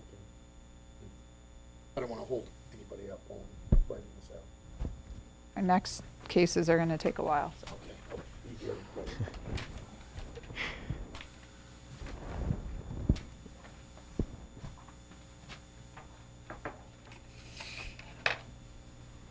Gary, who's sitting on? Who's going to be on it? Yeah? You're on this case, You were on it right? before, you want us? Faisal's this on one? this case, Yeah. right? Okay. Yeah, he was. Raj only. Oh, no, Raj was on it before. Raj, yeah. Have you been to all the meetings for this case? I The have, first yes. meeting. Oh, okay. Well, Stanley hasn't been. Yeah, but since it's a modification, you could just have different Oh. set of members, I think.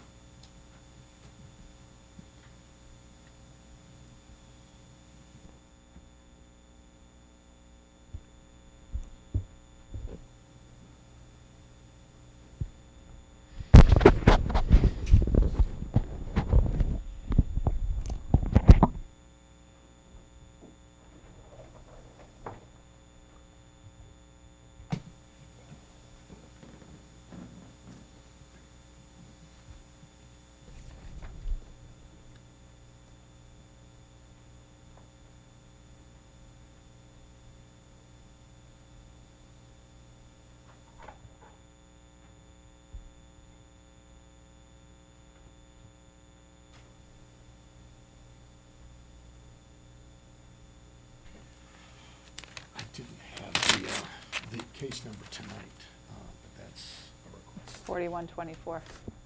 Oh, it's the same as the Yeah. original one. I can fill that in if you like. Go ahead, let him fill.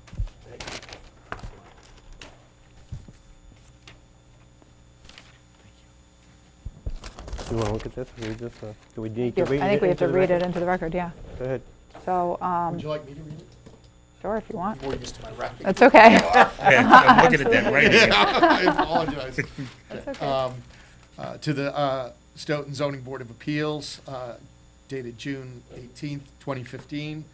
regarding case number 4124, 35 Lead Street, Stoughton, Massachusetts. Modification of variance approved August 14th, 2014. In conjunction with the hearing held June 18th, 2015, on that application for modification of variance approved August 14th, 2014, case number 4124, the applicant Gerald Capizzoli hereby requests an extension of the effective date of the variance as amended by 30 days to September 15th, 2015, by Gerald Capizzoli, by Michael Corey Esquire, his authorized agent. And you feel that's timeframe's going to be enough? I think you can go another Well, year. would you be willing to grant 60 days? I don't have the builder here. Yeah, I mean, you can ask for up to a year. Okay. Could I, may I ask? You for don't not- get to ask for 2, that's the problem. Right, okay. Could And I ask was for- involved in that case at the Yeah, land court okay. once. Could I ask for I don't like 120 that. days, just in case? 'Cause I don't think know. you ask for as long as a Okay. period as you want, and you get one chance to get an extension. All right. I'm going to ask for 180 days. Okay. Just don't hate it. Boy, that changed. He knows Well, how, I'm just- he I knows wanted how to we say- work. I was, I'm, Honest to goodness. You could, I mean, that's, unfortunately, the law gives you one chance to ask for an extension, and that's it.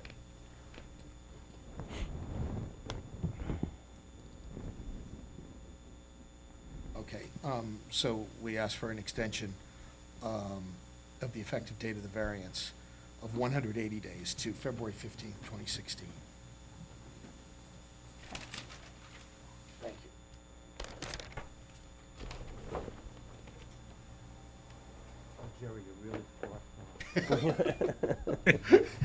Found out he was going to be away the end of the week, last week. Sure? Sure, if we need me to. All right, so I'll make a motion that we draft a decision to modify the variance granted in case number 4124 to provide for a variance for a side yard setback of 10.5 feet rather than the originally approved 14 feet, and to add a variance for lot area to allow for a lot area of 5,660 square feet and a lot width of 70 feet, and to, or as set forth in the site plan presented with the modification application dated March 24th, 2015.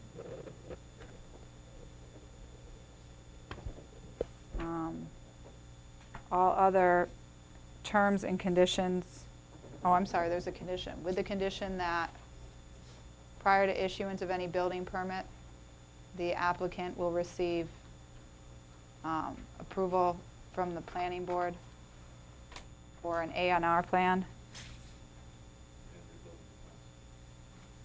And a condition that prior to issuance of any building permit, the applicant shall reconstruct the fence abutting the Williams's property.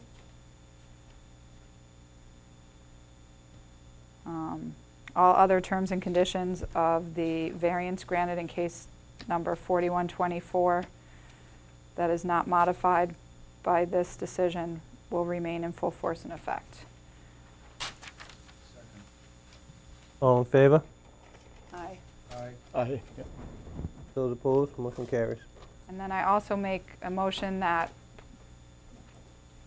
provided no public notice is needed for the extension request, that an extension of the variance be granted to allow for the variance to be granted for 180 days to February 15th, 2016. All in favor? Aye. Aye. Those So opposed? that way, Motion carries. Tom, if Mary's got to look into it. Yeah. If we need public notice, then we'll have to notify the public and come back, and that won't Could I have work. I don't want to be chasing me for paperwork. What's that? Yeah, I've She already already had to taken do it that up. once, so, Yeah, I know. no, not just, So it was me, too.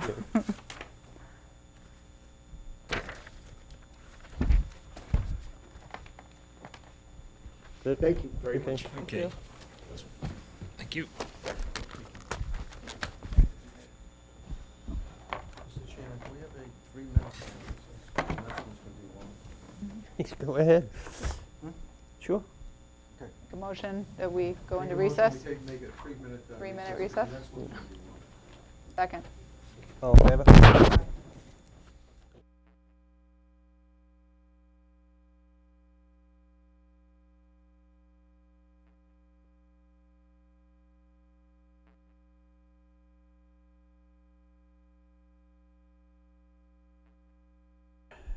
$41.57.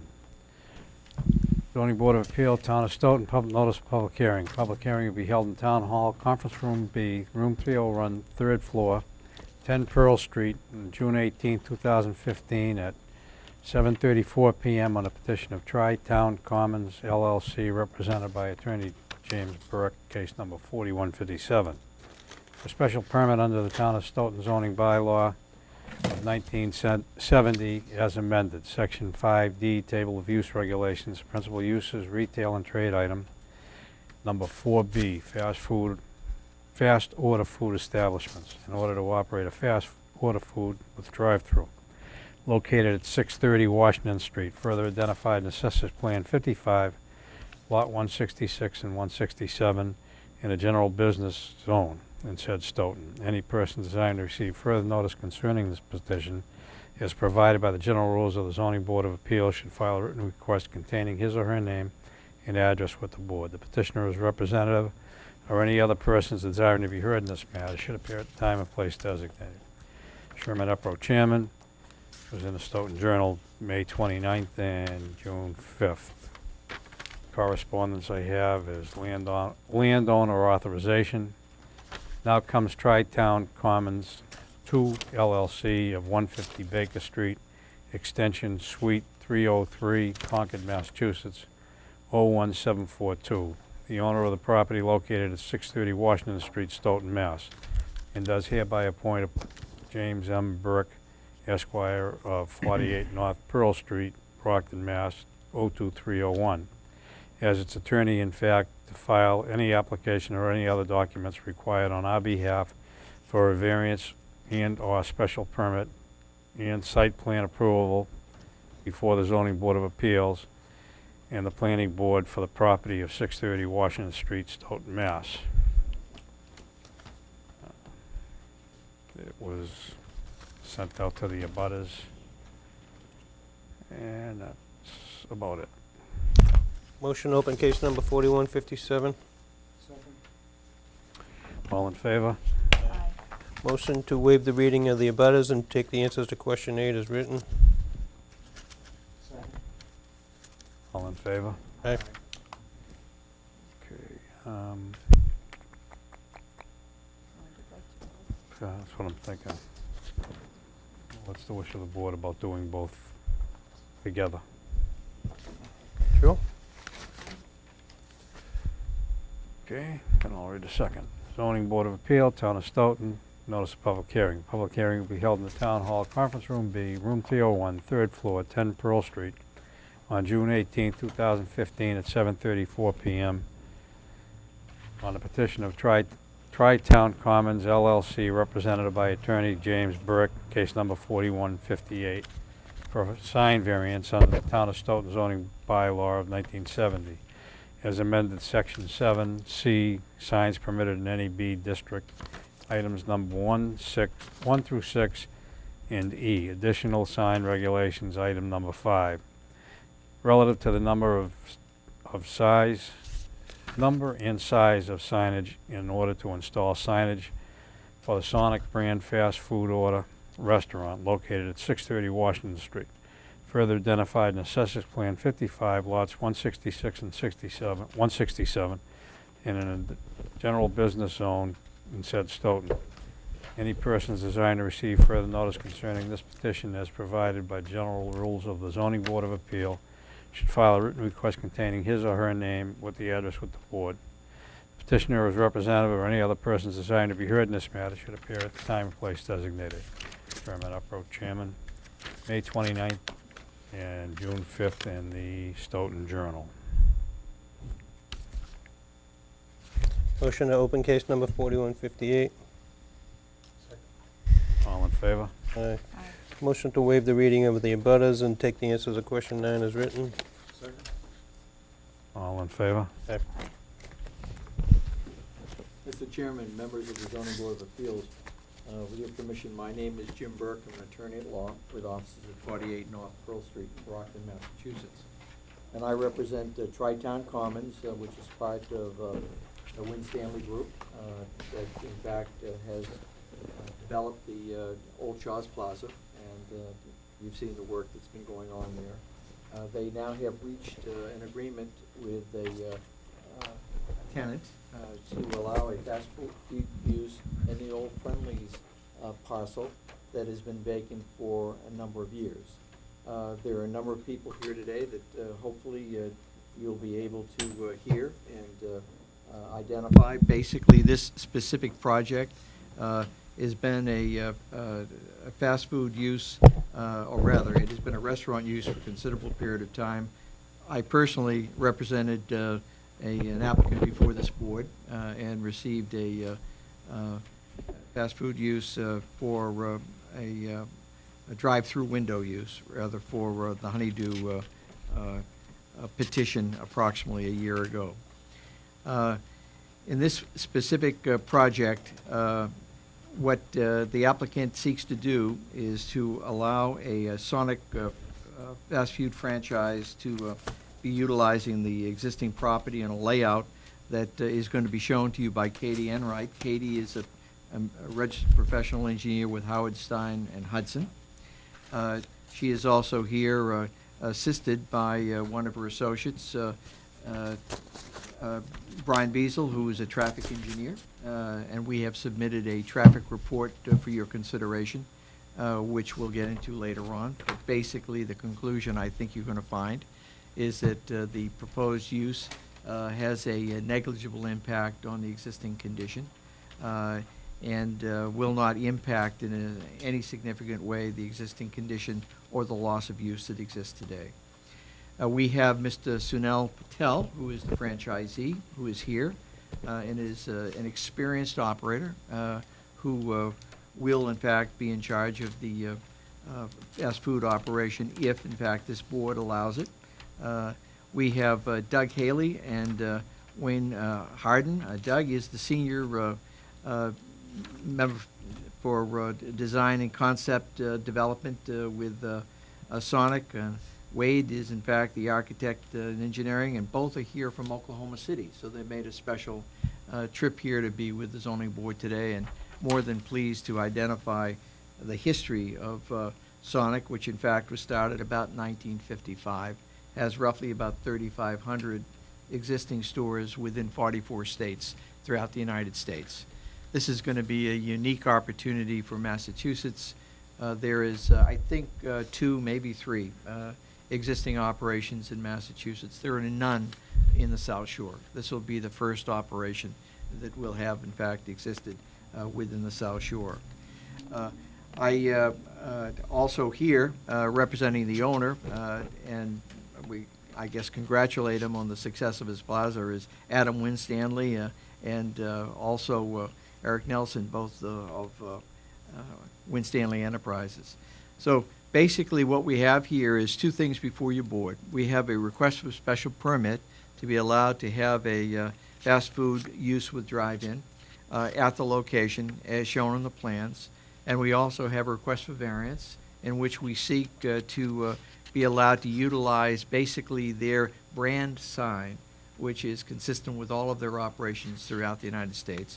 And I believe Katie Enright will basically get into that in terms of dimensions should you require, but I believe there's only a slight modification of the extension of size that you have already in your bylaw. What we have plans here, and I'm going to ask Katie to come right up if we can to get right into it because it's late in the evening, and she can identify the site plan, which is really unique for Sonic, and we have had the opportunity to sit down, Mr. McGrath, the town planner. We've tried to be as, let's say, informational as possible so that they would understand, in fact, the history of Sonic and its use and its traditional layout and how it works for them and has worked for them throughout the country. Chairman. Before she starts, can I ask one question to Mr. Burke? You said it's unique to Sonic. As she's describing this here, what is so unique to this one versus? I'm sorry, You that, made a statement that this site was unique to Sonic. no, if I said it, then it was an error. This site isn't unique to Sonic. I think their brand is unique to Sonic, their own individual brand of how they operate. In fact, if you take a look at the layout, they have 9 stations that allow you to order food and have the food delivered to your vehicle. That model is what I meant when I said is unique. It's unique in the industry. And it's a proprietary design that Sonic has utilized successfully throughout the United States. That was what I meant to say. Good evening, everyone. Katie Enright with Howard Stein Hudson. I'm here tonight on behalf of Tri-Town Commons to describe to you the project that Sonic is looking to build. This site is currently improved by a Friendly's restaurant. It's been vacant for quite some time, and there's a parking lot associated with the Friendly's restaurant. So there's a good deal of impervious already out there today. What we're looking to do is basically demolish the entire site. We looked at opportunities for Sonic to maybe reuse some of the existing features that are out there, and it just really was not going to work. So we're looking to take the Friendly's building down. The new building will be approximately 2,300 square feet. It falls in a similar location to the Friendly's building. You can kind of see very faintly underneath here where the Friendly's building sits. It sits a little bit closer to Lincoln than the current building. It also sits a little bit closer to Washington, the Friendly's does today. So the new Sonic is positioned on the lot such that it will meet the zoning offset requirements. The reason we pulled it into the site a little bit further than the Friendly's was really because of the drive-through lane. What we're looking to do is come in from the entrance in pretty much the same location as the Friendly's is now from Washington Street. There'll be two-way traffic, but the parking will be angled so that it'll be one way coming into the lot. You'll find 7 spaces on the left, and you'll find 9 spaces which will have the proposed menu posts and the overhang on that side. I'm not sure if any of you were able to see a Sonic. Essentially, this is an overhang or a canopy that goes over that so people can eat at their cars without snow and rain, et cetera, falling on their cars, and they can order cleanly to the order post. The parking for this is required to be approximately 10 spaces based on the amount of seating that's in the restaurant. There's 31 seats within the restaurant, which will require the 10 parking spaces by the zoning bylaw. There's a lot of interesting things about this Sonic restaurant. We do have the 7 spaces next to the building, but there are also the 9 spaces that are at the menu posts outside. What happens is unlike a typical restaurant or a fast food restaurant, people have the ability to order outside and get food outside. They also have the ability to go in, and then there's also 2 order boards in the back. What happens with Sonic in the Northeast is that they've actually incorporated a little bit more seating inside because of the weather patterns up here. So not everybody likes to eat in their cars once we get cold and there's a lot of snow. Obviously, we don't want car hops out there as much either in bad weather. So the 10 spaces that required of the seating in the restaurant essentially moves around the site during different seasons. So we have the 7 spaces that are open year-round. They're the 9 spaces that are at the menu posts, but essentially in the winter, the menu posts, you'll see a few spaces left empty, and people will start going inside more. So it's a nice balance of the amount of pavement that's on the site and the parking that's needed. Then you immediately get the choice to come into the site. You can either go straight out and exit. Our exit is actually going to be through the Stoughton Town Center project. You can see the existing parking that's in front of the, this is the Rite Aid that's literally right here. So the bollards would be taken down. Currently, it's all bollard. There's all bollards across both entrances. There's a pretty extreme topographical difference between the 2 sites. We're gonna basically even this out a little bit. Allow there to be an exit. People will then, if they're not going through the drive-through, exit through Stoughton Town Center. So they'll come in front of the Rite Aid and either exit out the existing entrance, or they can loop back and exit out onto Lincoln Street at this location, which again is essentially where the entrance is currently to the Friendly's. Then you'll be able to have the option of going through 2 order boards. This is an interesting or a different thing to a lot of fast food restaurants. You're going to come up to the order board, you're going to have two lines. Essentially, they take kind of like the make and model or an idea of what your car looks like, because then you're going to go back into one lane. In that one lane, after you pass through the order board, a lot of things are going on. You don't have to get to the window to get your food and to pay. There are actually car hops out there, and there's a credit card validator on the side of the building. So if you were to order, say, just a shake or something little, and you were behind somebody with a million different things that they were getting, the car hop's actually going to come out to you, allow you to pay, and you can take right off. So instead of having the queue behind the order board, which you usually see in kind of some more of the conventional fast food restaurants, the queue is really kind of more after the order board. Because essentially these people are waiting, and a lot of these people are going to jump out and leave while the other people are moving forward. So this isn't a stagnant area in this location, and that's why the need for this bypass lane is so important. So people are allowed to then jump out once they get their food and get out of there. So they can come around the front and they can exit onto Washington, or they could loop back around and exit out through Stoughton Town Center. We also have looked at, so there's a flow pattern that goes through the Stoughton Town Center and also all the way through the site, and it gives people two ways of coming in and coming out of the site. Pedestrian access, we've connected sidewalks from Washington Street that come into the site that will allow pedestrians to access either at the front of the building or at the side of the building. And there's been ramps figured into the project here. Utilities are not shown on that plan, but I can bring you through them quickly. The site plan is currently being developed for submission to the planning board. What we're looking for is essentially upgrading a lot of the site. Right now, there's catch basins on the site that essentially just get the water and send it out to Washington. There's no detention, there's no infiltration, there's no cleaning of the water besides the deep sump-putted catch basins. What we're looking to do is essentially capture and treat all the new water that we're creating. So we're going to treat all of it.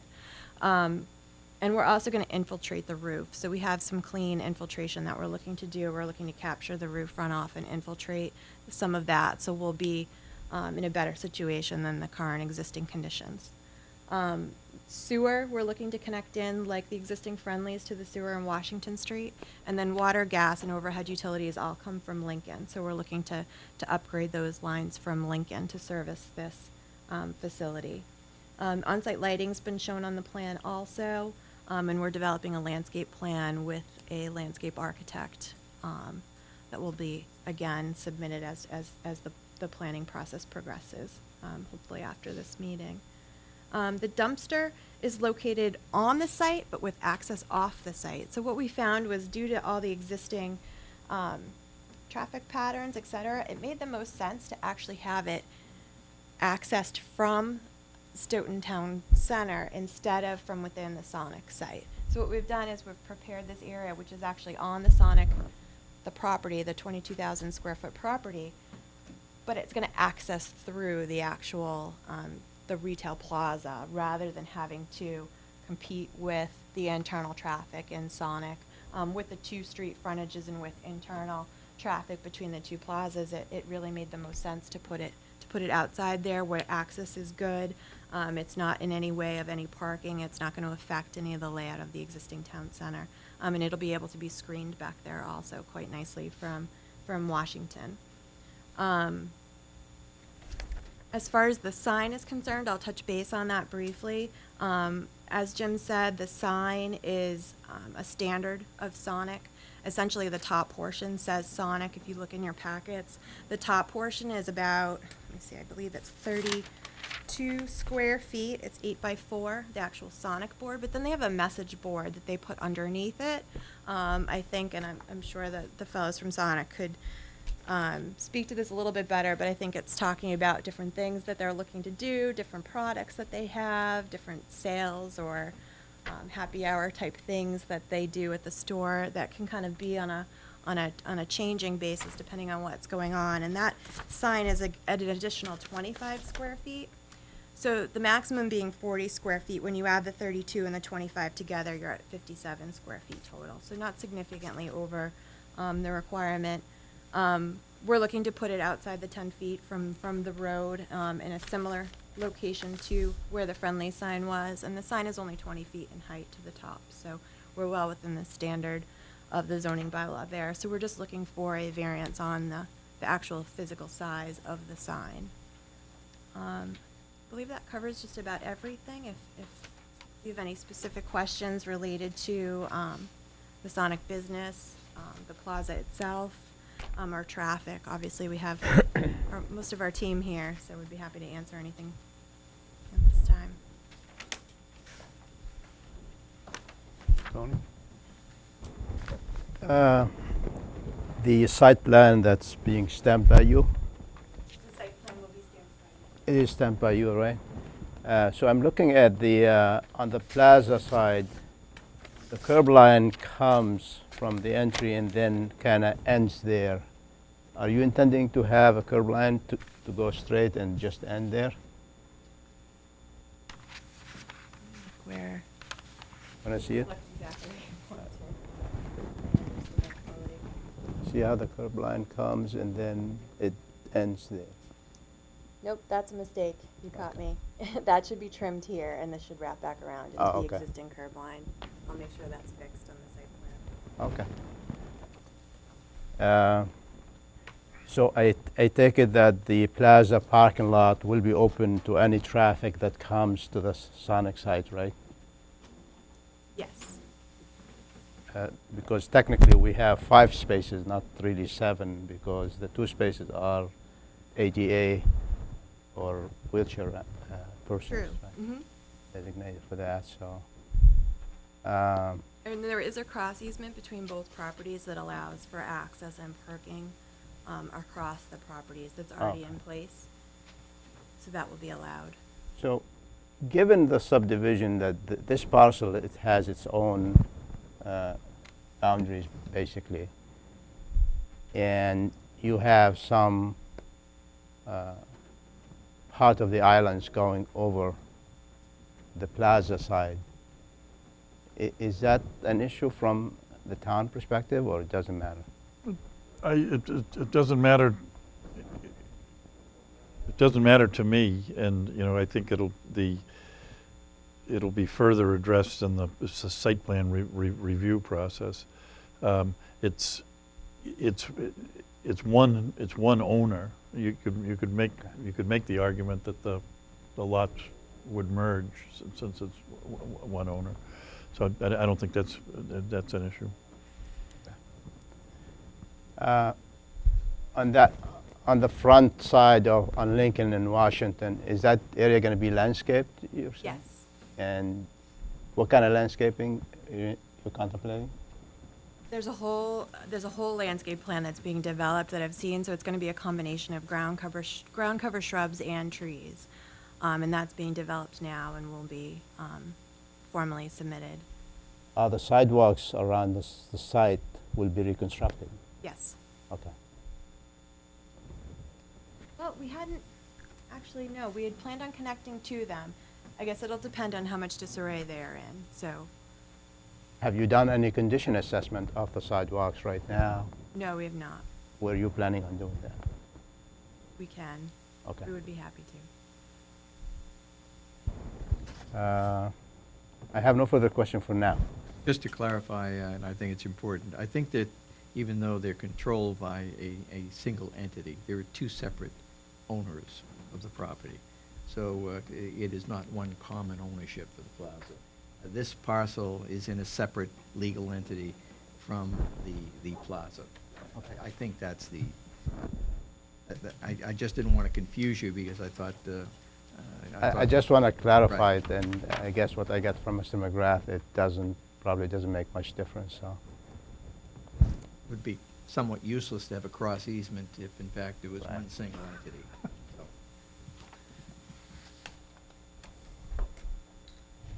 All set? I'm all set for now. Agree? I think I'm going to start with the variance.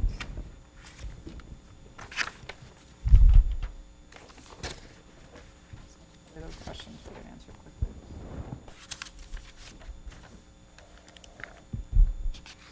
So in the application, item number 7, I guess I'm just wanted to know exactly what the specific variance request was. How many, was to be allowed to construct a Sonic brand fast order food restaurant as shown on the plans. How large?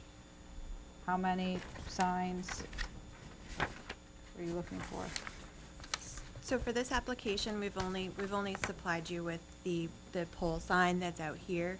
The building signage hasn't been developed yet, so we will be examining that too once it's developed, and if we need additional permits from you, we'll be back before the board to request it. At this time, we're only looking for the pole sign, and essentially we have 57 square feet of sign versus the 40 that's allowed.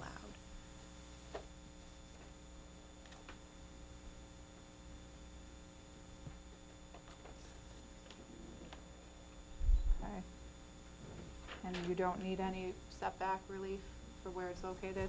Nope, it's 11 feet from Washington on this side and 15 from Lincoln on this side. I believe the requirement is 10. I was looking at the wrong sign then. And then height, we're at 20 feet in height, so we're fine there also.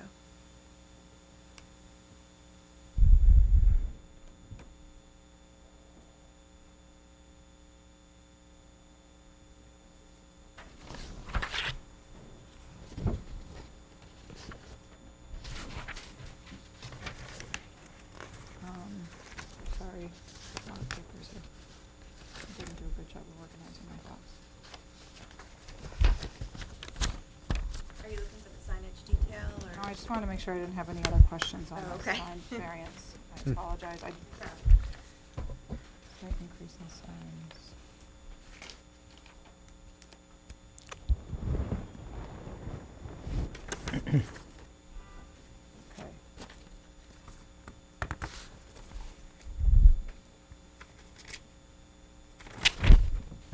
Okay. So it's just the one sign,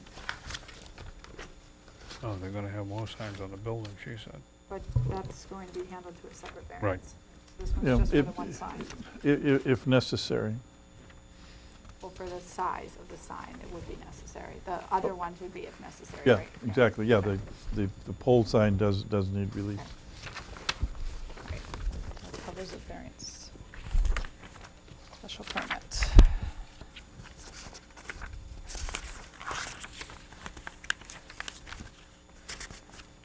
So I have several questions about the traffic study, but I'm going to defer that and let other people ask questions. Just want to make sure I don't have anything else besides traffic-based questions.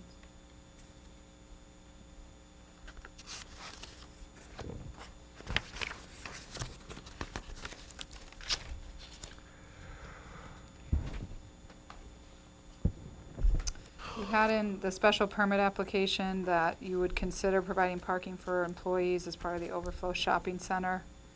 It was later deemed necessary. Would that be a condition you'd agree to? Which again is an extension of the cross easement that we raised before, if it was needed.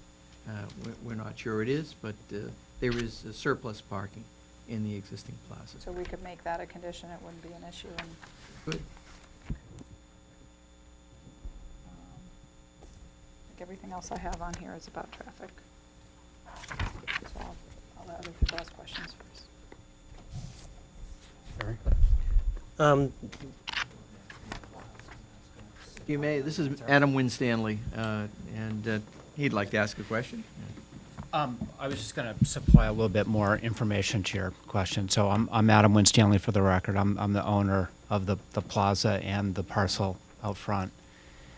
When I first purchased the property in April of 2014, the owner of this property and the owner of the Friendly's parcel did not get along, and they basically created bollards that blocked the two properties from operating together. So I just wanted the commission to know that those bollards are there today, but we plan on immediately taking those up and kind of reintegrating the parcels so they can function back together, kind of as one property. They are two separate legal entities, and because we purchased the Friendly's parcel at a later point, and it's set up that way, but the integration process, I think it's just going to make the whole thing flow a lot better. And the cross easement is there to kind of protect both parcels to make sure that cars can go and function back and forth, which, does not exist today. Okay, thank you. I actually remember there being stuff presented to us a while ago about that cross easement not being in existence. Glad to know that's been cleared up. Go ahead, the rest of my questions are on traffic. Where's the other Sonics in Massachusetts? Burlington, Lawrence, Wilmington, Peabody, and Springfield. Okay, do these draw a lot of people from a vast area? No, I mean, the only exception is Peabody because Route 1 and 9 is such a, vertical traffic deal. Both Lawrence and all the others are neighborhood locations like this is. Sorry, could you introduce yourself? I'm Doug Haley. I'm Senior Director of Design and Concept Development for Sonic. I don't have any questions anymore right now. I think the traffic issue is definitely the. Mr. Pescia. My only question is, why there are... Turn the mic on. That's all. Okay. I don't want to see him running in. I'm just curious why the curb stops are only in the handicap parking spots that are against the building. It's purely because of grading in that area. So essentially, you have to, according to zoning, you have to provide either a curb or a curb stop. But in here, what we do is to create for ADA accessibility, this is flat here. So they're coming into a flat area, and then this is being graded back up. So this wouldn't be a full curb here. So somebody could drive without hitting a curb, or if the curb stop wasn't there, could potentially drive right to the building itself. So these two spots, due to ADA accessibility, people will be able to get out of their cars. This will be flat. These are ramps here that will lead you up. So the front of this space from here to here is sloped down. So essentially the curb stops are just to protect the building in the area where they don't have a full curb reveal. So that's the only reason why they're there. Everywhere else, it's okay to have the full 6 inches.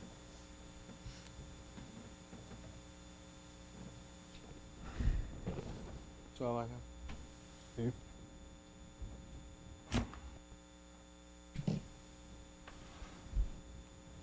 So, you said that Sonic has a kind of unique operation with cars kind of hop out of line at the top there.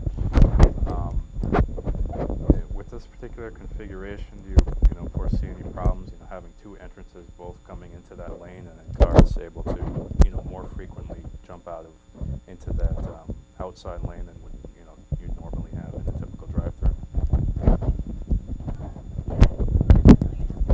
There will be. I don't think you're going to see as much people coming in this way as going out. I think you're going to find that, there'll definitely be people coming in at some times and people wanting to get out of line, and they will have to look to their right and make sure no one's coming in their rear view mirror, because there will be the potential for two people being in that lane at the same time. Do you have other configurations that are, other properties that are set up similar to this in terms of? Yes.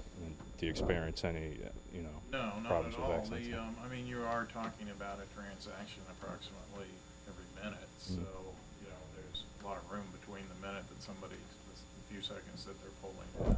But, there's a lot of activity, so when a car comes out, there's a car hop doing transaction. And I see that as a convenience more for the neighborhood. I think most of our traffic.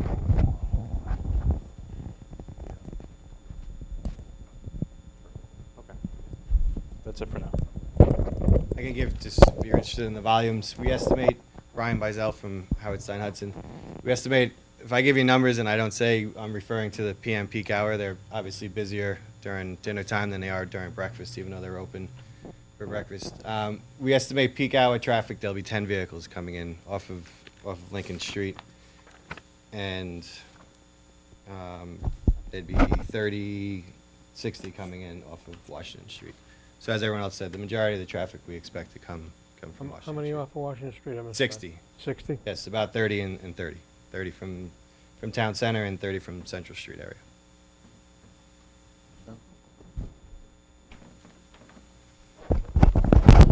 What's the percentage of, well, you have 3 different ways to order. You could either get car hop service, go inside, or use the drive-through.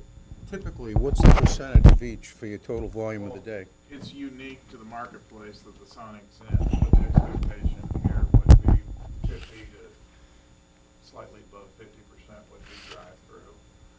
And then depending on the seasonality, approximately the next biggest would be 30%. But that 30% in the summer would be the stalls, you know, and it's a nostalgic experience to order from your car. So when the weather's nice, you know, we're a drive-in. That's our history. That's what we started. We were the first drive-in chain that really grew into a chain and added audio ordering to it. So Sonic was, the name's Sonic at the speed of sound. And so that's still our identity. But what we discovered is we grew in, I've been with the company 10 years, in charge of design. What we discovered when we grew in 2006 and 7 was that the drive-through just, you know, couldn't support the business in the deep winter. Because people won't sit and run their motors and have a car experience that they will in nice weather. And so it became a necessity. We experimented and we grew, and everybody has seating in it now. Lawrenceville has seating in it now. Springfield has seating in it now, and the other stores that we contemplate. And I would say about 30% of our growth annually has a seating element in it now, and that's because we're, you know, we're most dense footprint through the Sun Belt. Now, you know, we're growing north every direction, north, Midwest, northwest, and northeast. What's your snow removal plan? That will be the obligation of the franchisee and the developer. I can talk about it. I mean, yeah, as you know, everybody knows, we experienced over 100 inches of snow. I mean, we have a comprehensive snow removal plan. All of our sites this year, most of them we have snow off the site. So it's no different than the plaza in the back. We send trucks out early in the morning to clear the snowfall from the night before. If it's occurring during the day, we're taking snow off as the storms are dropping the snow. It's all based on, really, snow removal is all based on the quality of the ownership entity and the ability to mobilize trucks on site quickly to clear snow. And obviously with a supermarket and a high volume Sonic and other stores that we're putting in, I mean, snow removal is going to be really important, and we intend to be on top of that and do a good job like we do at any of our properties. Well, snow removal in the plaza for the supermarket could actually be piled up, which a lot of plazas do. This is a separate, it's like an island to the plaza, so I was just curious whether you're planning to remove all the snow. So what we typically do is, for a site like this, is that there obviously is no ability to store on this site. Right. And there's actually a limited ability to store on our site right now. I mean, we stored this year because most of the plaza was vacant when we were renovating. I expect that we would hold a modest pile on site, but ultimately, if it gets too large and it starts impacting parking, it's going to be trucked off site. I'm sure you guys probably had in this community, just like every community, we had snow farms that popped up, and we had farmers bringing in, collecting $25 a load to bring the snow piles in. So, yeah, we just last year we got creative, and obviously you don't want to take snow off the site and truck it a long distance, but the piles get too big, we just truck them off site. Yeah, with heavy equipment. My name's Eric Nelson. I'm with Win Stanley Enterprises. The only thing I would add to what Adam just talked about, in addition to where I think the members of the zoning board probably saw the large snowbanks on the front along Washington Street, we also have an area kind of further down Lincoln Street behind the Rite Aid Center. There's actually a fair amount, fairly large area with kind of crushed gravel laid here where we also accumulated a lot of snow last year. So There's other spots on the site just besides what you see in the front of the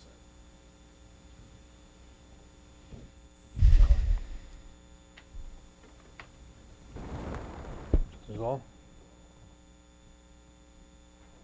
I'm trying to figure out the traffic impact of the flow onto Washington Street, Lincoln, and also into the mall, or to the shopping center itself. So, and particularly during the peak time. Sure. So as I stated, we expect, I'll go through the trip generation a little bit. So we have national standards at ITE, Institute of Transportation Engineers, for fast food restaurants. Sonic also has their own trip generation data. So we found the national ITE data was higher in the morning than what Sonic's doing, and then that the Sonic data was higher than ITE in the evening. So for the morning, we used the ITE data because it was higher, and in the evening, we used the Sonic data because it was higher. So assuming the Sonic data, as I said, there's about 30 vehicles coming in, making a right in, and about 30 making a left. And then we'll have about 10 from Lincoln Street. And those percentages are based on the existing traffic flow that is going by the site currently.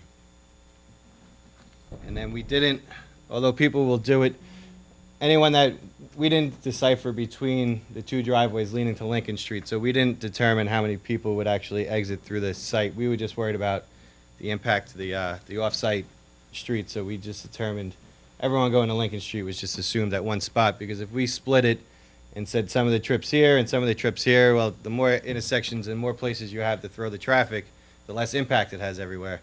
So we assume one spot on Lincoln Street from the site driveway just to get a worst-case scenario, essentially combining these two driveways. Excuse me. And then, of course, anyone that exited onto Lincoln Street, we followed them through to Washington Street. Our traffic study included Central Street to the north and School Street to the south, so that we got an impact both north and south of the site. And the study area was requested by the town engineer. Your traffic study was from 7 a.m. to 9. What are the hours of the store? So the traffic study, the traffic counts that were collected, right, the weekday morning peak period, the typical count is from 7 a.m. to 9 a.m. We also did traffic counts from 4 p.m. to 6 p.m. The peak hour of the store falls within that 4 to 6 range in the afternoon. I know the operation hours. 6 a.m. to midnight is generally what the operation of the store is. 7 days a week? 7 days a week. And that green area there, planning on putting in trees or just grass? No, it's all trees and shrubs and ground cover, essentially. There will be very little grass.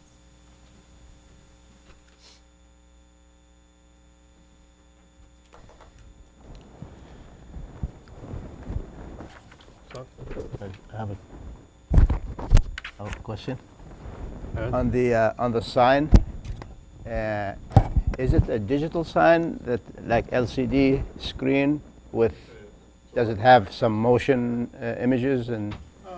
Some transitional stuff, but for the most part, it's Sonic is unique in a lot of different ways. We have a much larger menu than most QSRs, and so that's why we have the dual ordering. We also do a lot of, you've seen our advertising, we do a lot of offerings that are seasonal, that are limited time only. And it's a way for owners to connect with the community. They do some personalized messages, and some places we also allow to be connected into emergency notification systems and so forth. But we consider it an extremely important part, and I would say close to 2,000 Sonics have them. There are older stores that don't have them, but we consider it an extremely important part of our ability to communicate with our customer. So the question in terms of brightness, is that sign will be very bright in your opinion at night, or will it be like any other sign? They're bright enough to be able to be read in the daytime, but they're not, they're like any other LCD signs that you see. I mean, they're not the freeway type, Right.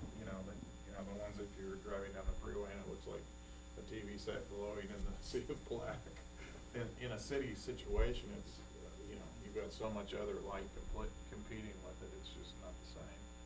And it's the size, it's not anywhere even close to the scale of the freeway board LCDs that you see. Thank you. You said the hours are 6 AM to midnight? You said that? I did. You did, okay. I did.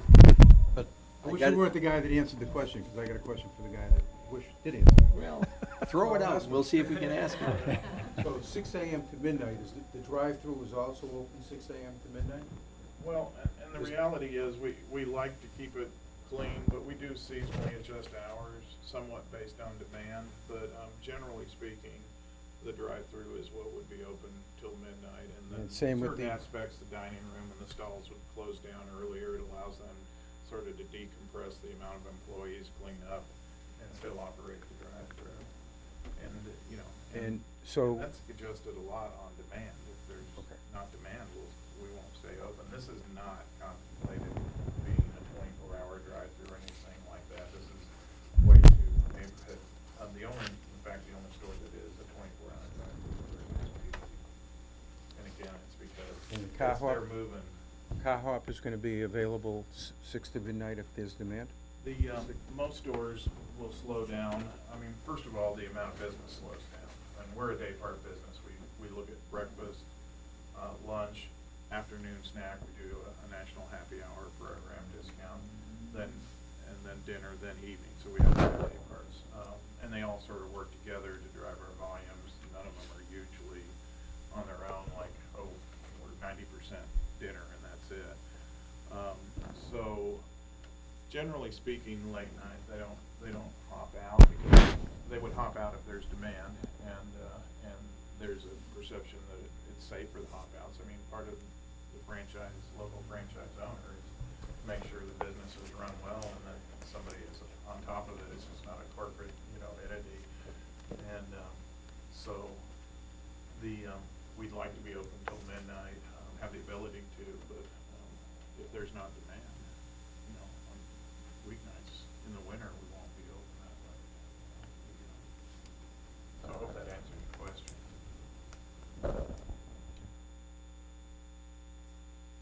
I lied to you before, I said that was insurance. This is Okay. Aaron. We have a couple of questions.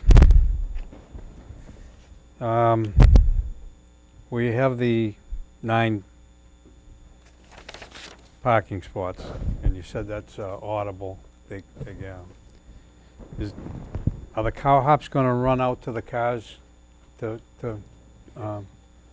You order from the car and the food is delivered to you in the car. That's the drive-in experience that Sonic's. Okay. Before Sonic's doing that. And I sort of have a little problem with the hop out of line too, but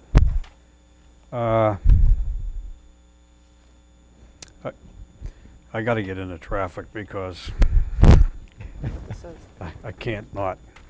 I know you said 30 cars coming down Washington Street will take a right and go in. I don't have a problem with that. 30 cars coming down Washington Street and taking a left, I have a problem with that. Right. I don't know whether you yourself have sat there, and there's nobody going in and out of that lot now, but there's a lot of people going in and out of Lincoln Street. And that's one of my problems. Another problem I have, I heard you say something about walk-in trade.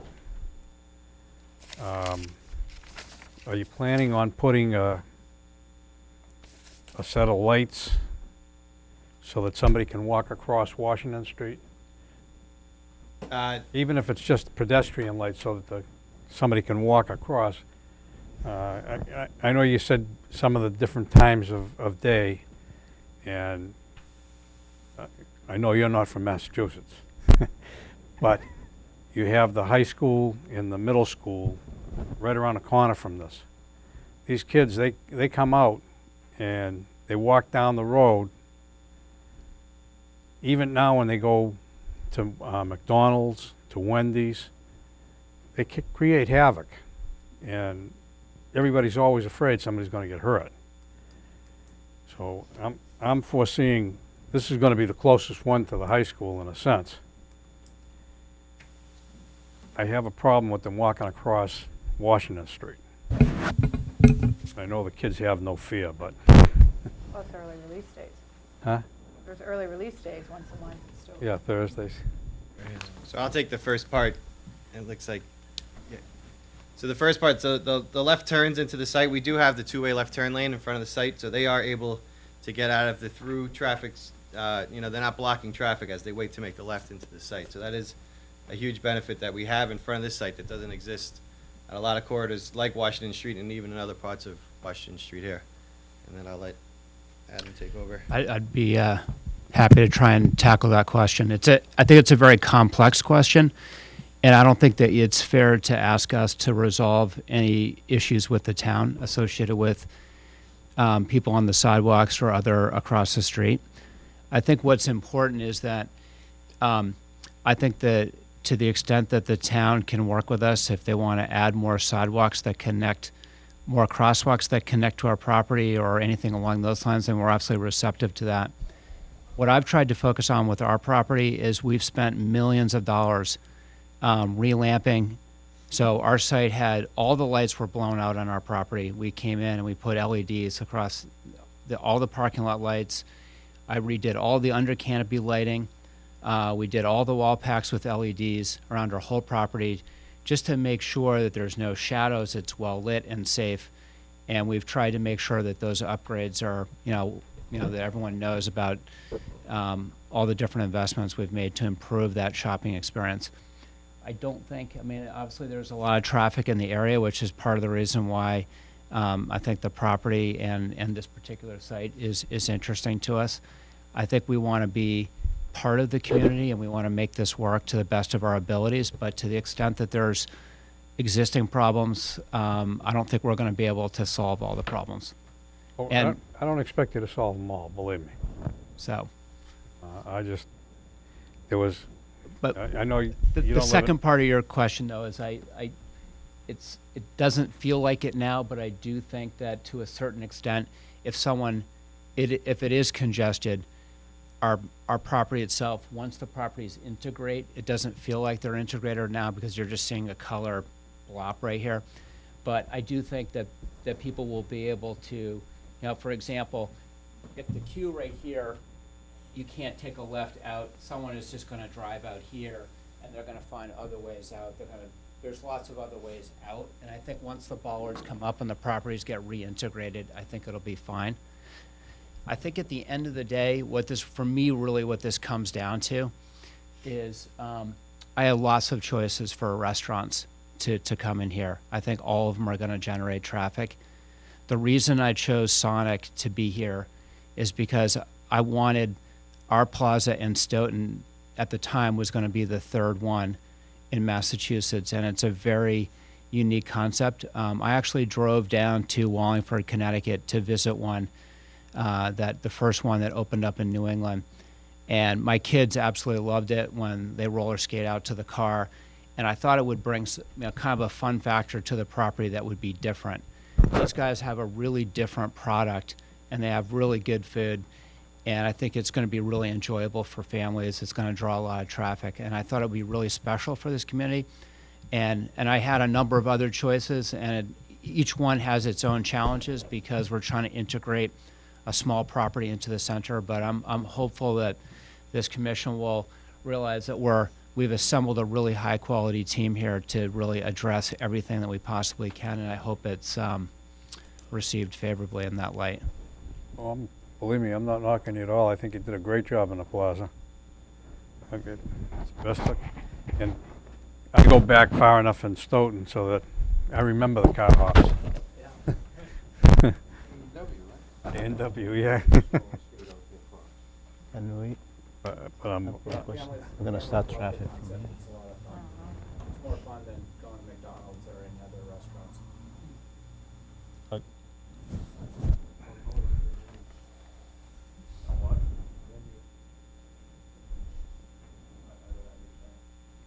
I don't know, we don't have a menu.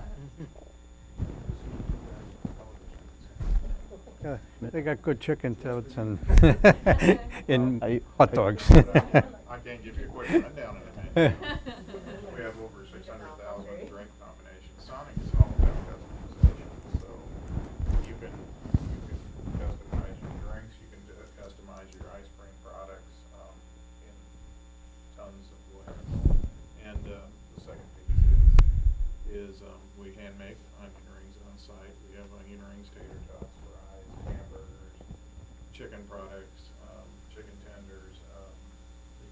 We have a wide array of hot dogs, all beef hot dogs, and various other snack foods and different things. And so one of the things, our number one customer is women and really families and with children because of the ability, one, to customize the food and the factor that it's fun. It's not, it's just not a typical QSR experience.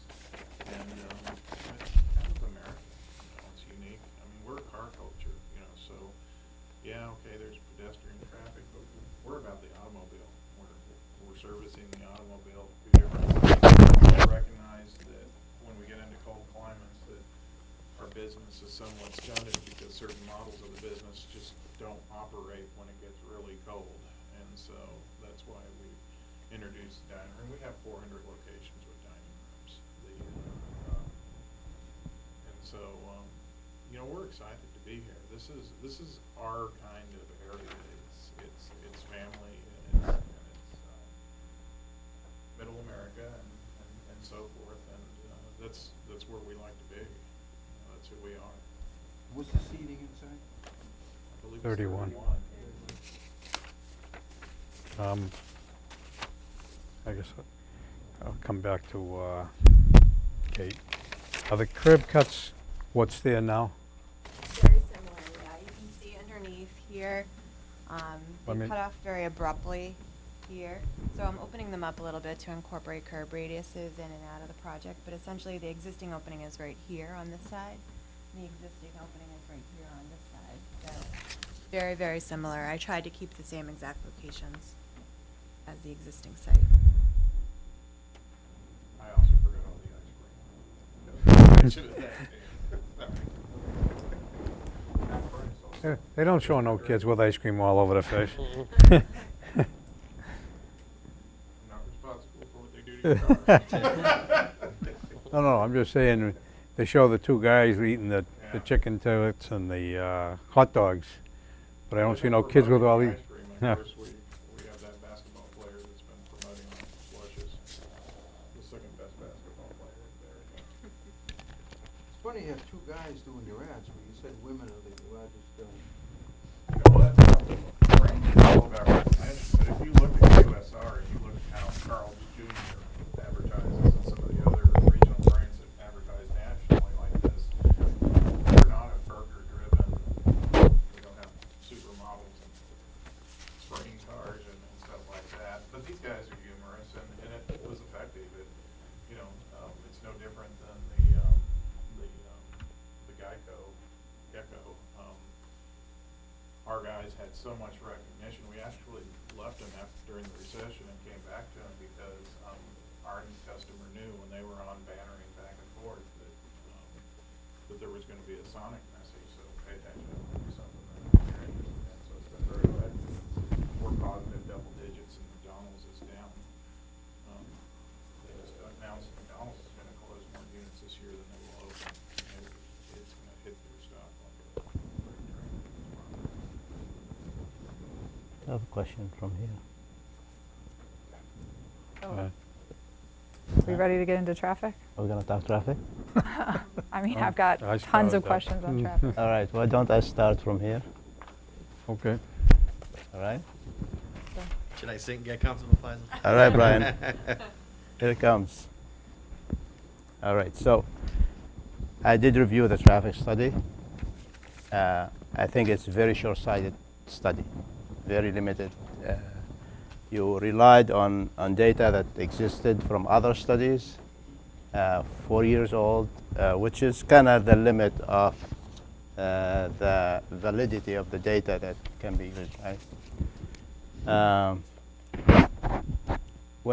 when we talk about Route 138, Route 138 is really a cut-through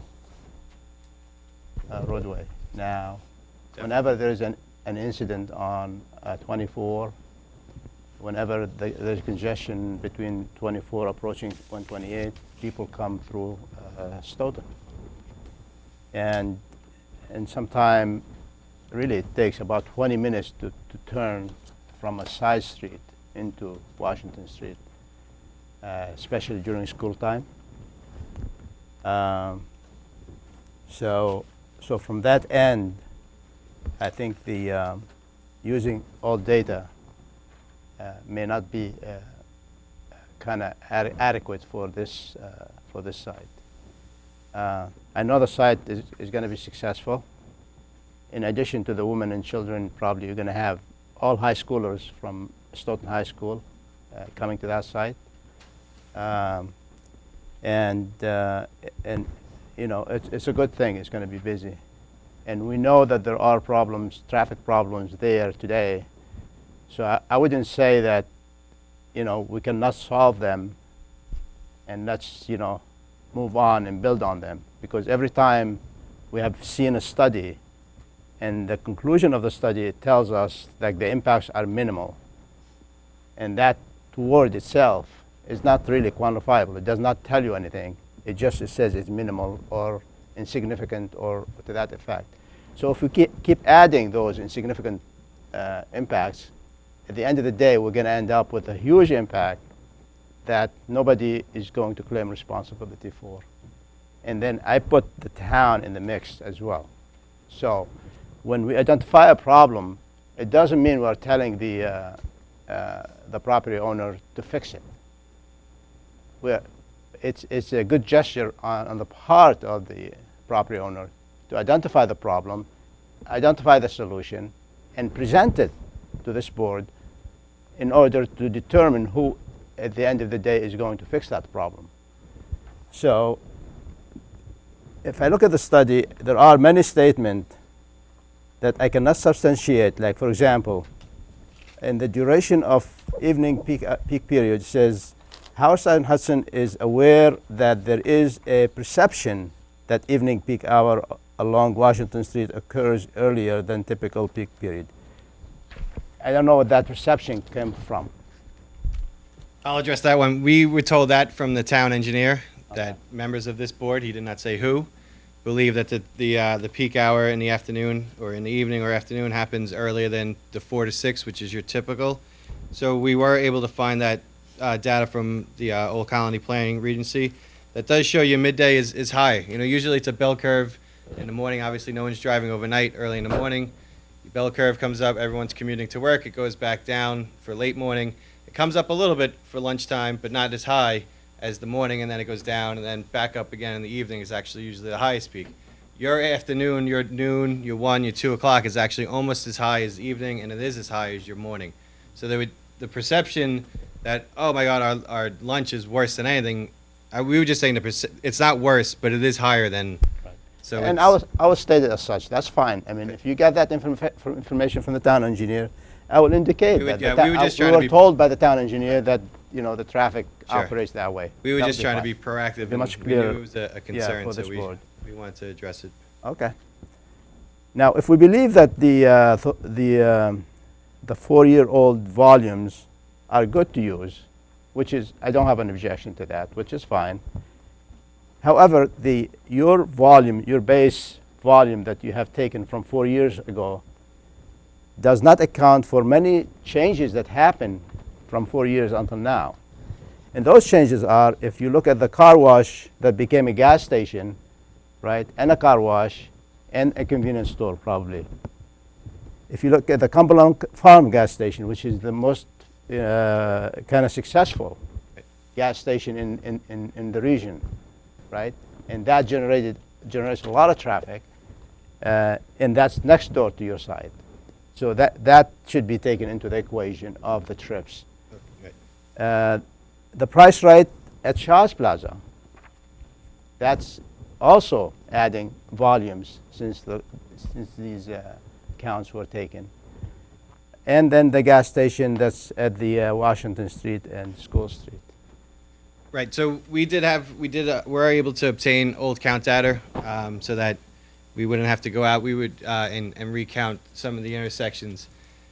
Typically, without specific developments like the board member was talking about, we haven't actually seen peak hour traffic increases in the last 4 years. Some of that was due to the recession, some of it is due to just being at capacity, and there is an ability to add more traffic. What we did to account for what's happened in the 4 years is we actually did counts September 10th, 2014, so just last fall at Washington Street, at Central Street. And then for the other two intersections, Lincoln Street, which we obtained from the Honeydew report, and School Street we obtained was also Old Colony. We balanced all the numbers up to the Central Street intersection, which was just counted in the fall. So although the data is old, they were brought up to balance to all the new counts, which would account for all those developments that you were talking about. Again, Central Street and Washington Street, we did see the data before now, which was done by McMahon, right? Right. It was their counts from Right. the adding the Dunkin' Donuts to the gas station on the northeast corner there at that intersection. They had done the counts. And my The reason concern- why we didn't do counts, I'm just remembering, is we did the study. We started doing the study in the winter, and it was actually March, and the snow wasn't gone. The volumes weren't back. Again, we weren't at capacity because of all of the restrictions. So if we would have done all new counts, they would have been lower than all of these. It would have been garbage. It would have been a waste of money. So we actually thought this was a much better solution, especially since the Central Street ones were from the fall. And like I said, we balanced everything up to get to that intersection so that it would be more of a current year condition. And I agree with you, it's a solution, but I don't think it's the best solution for this area. Sure. Well, we can look into it and see if there's any newer data and see if there's something, if I there's any think what changes. I'll get to the conclusion of that, basically. You have to redo the data, basically, all the counts and everything. So if I could, sir, the only thing I would add there, and I'm not a traffic engineer, so I'll defer to Brian on the technical matters, but with regards to Price Right, obviously, just opened in the center, so they weren't, Price Right wasn't there 4 years ago, but Shaw's was. Right. So Shaw's was there through October of '60, and that's when they vacated. So it wasn't a vacant center 4 Right. years ago. There was a grocer entrance center. So. Yeah, and definitely we're familiar with it, and I know the trips to Shaw's were completely different to Price Right, right? And which is a good thing. I mean, definitely, if there is more traffic to a site, it means it's a good thing because that's what we want to see. So, but the point is, like we're talking about impacts here and trying to identify what the impacts are and how to mitigate those eventually.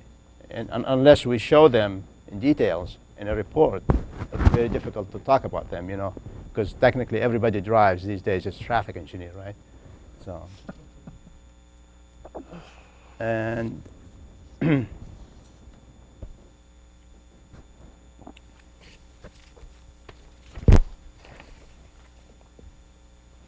now the Sonic does have a couple sites in the state, and typically when you do a traffic study and you have an establishment like when Dunkin' Donuts came to the state.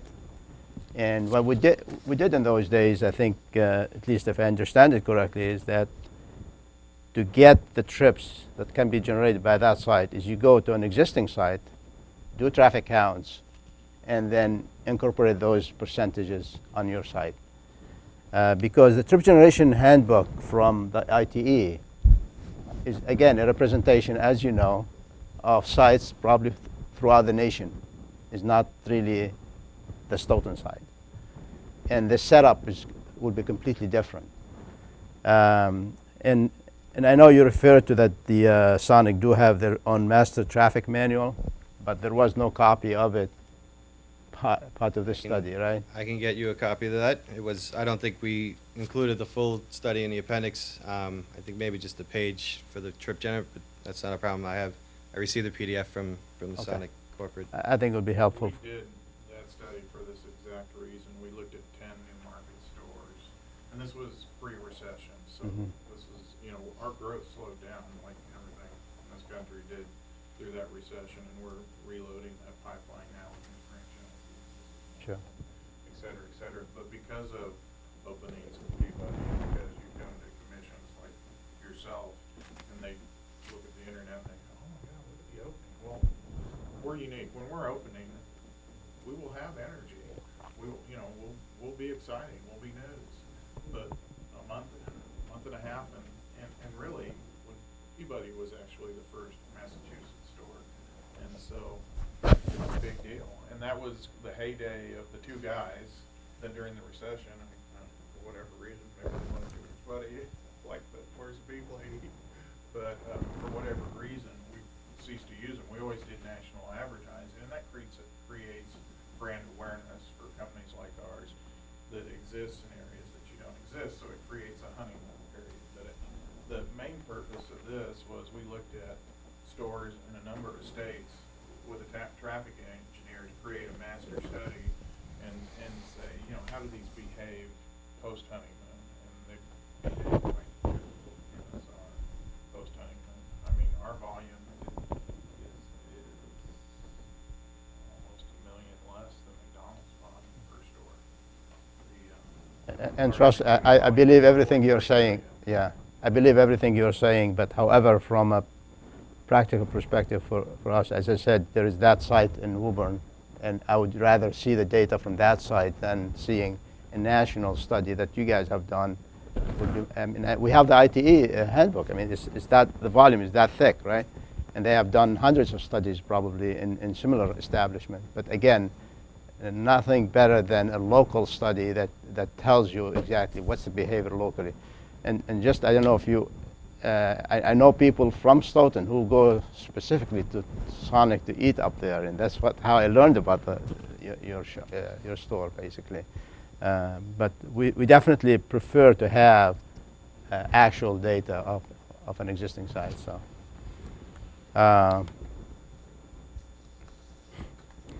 On page 11 of the report, I was reading, it says pass-by trips. I have no problem with the 50%.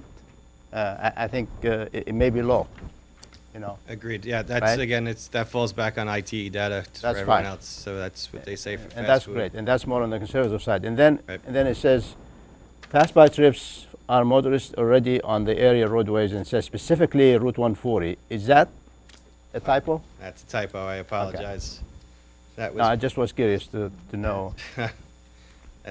Yeah, it should be 138. That's from. 138. Okay. He just rounded it off.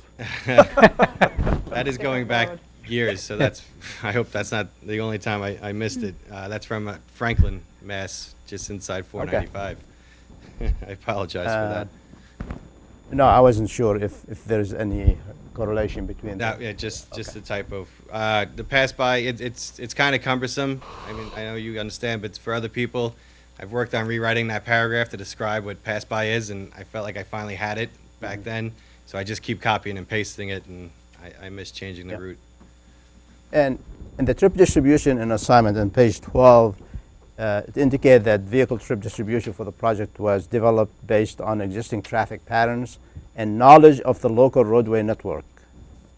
Is that your knowledge, or that knowledge was given to you? No, that was it was based on the traffic patterns. You can see the volumes.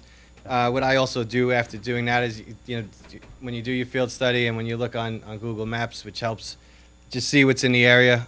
If there was a generator or something that would cause people to drive and to this specific location that didn't match the existing distribution, I might alter it a little bit. I don't remember altering it for this, and it's 138 Washington Street is really a pretty significant corridor, so to have something off of there to deviate would have to be pretty So substantial. if I put you on the spot and ask you, I would say that have it's you probably sat there just- on site and looked at the traffic during the peak hours? I have been here, yes. Ah, you have? I have, yes. Okay. Not in the morning. I did not get down here for 7 in the morning. Yeah, definitely the morning is. So if I go to page 17 and then the second, the unsignalized intersection table, and I'm looking at under existing condition 2015 for the eastbound left through right under the delay. and it says 144 seconds of delay per vehicle, right? Right. And then if I go across all the way to build 2020, and then it give me 129.2 seconds per vehicle. We haven't done any improvements, anything, but it seems the delay goes down. Any reason for that? I will have to check. Sometimes it could have been as simple as the pass-by trips. Somebody that was making an eastbound left from Central that deviates down to the site and then goes back up. But I'll have to look. I'm just guessing Okay, at that. and similarly, the one below it, the westbound, eastbound and westbound, both of them, it seems like they improve over time, but they, it didn't make any sense to me, so I'll find out exactly why. That's not a problem. that's great. So what was missing from this study, a couple things. There was no warrant analysis done for the Lincoln Street to Washington Street intersection. Definitely we want to see that. Okay. There was no safety analysis done. Crash data was not looked at, no crash diagrams, and so we'd like to see that as well. And local crash data. If you can get the local, that's great. Sometimes we had difficulty getting them, but if you can get them, those are preferred. Do you know yes. who, either a name or a title, I can contact the police department for that? If you go through the town engineer, he probably assists. Okay. Yeah. Probably Lieutenant Blount, he's the safety officer. Oh, the safety officer. Lieutenant Long, you said? Blount. Thank you. ADA accessibility, and probably should do some assessment to make sure that, because like on the driveways between the plaza and the site, you put in crosswalks, right? Right, so we're on this plan, we're showing a crosswalk here. I will check. Would there be a sidewalk there? Right. Okay. That's not, the drive-through lane, the crosswalk is the public sidewalk on the line, one-way in. Yeah. One-way out. That's not meant to be. Okay. We'll adjust the plan. Okay. It looks like a crosswalk to you and I, but they're showing it as, they're trying to show that it's. Oh, we're you not can't- saying. People that enter you- that way. Right. We'll change the plans.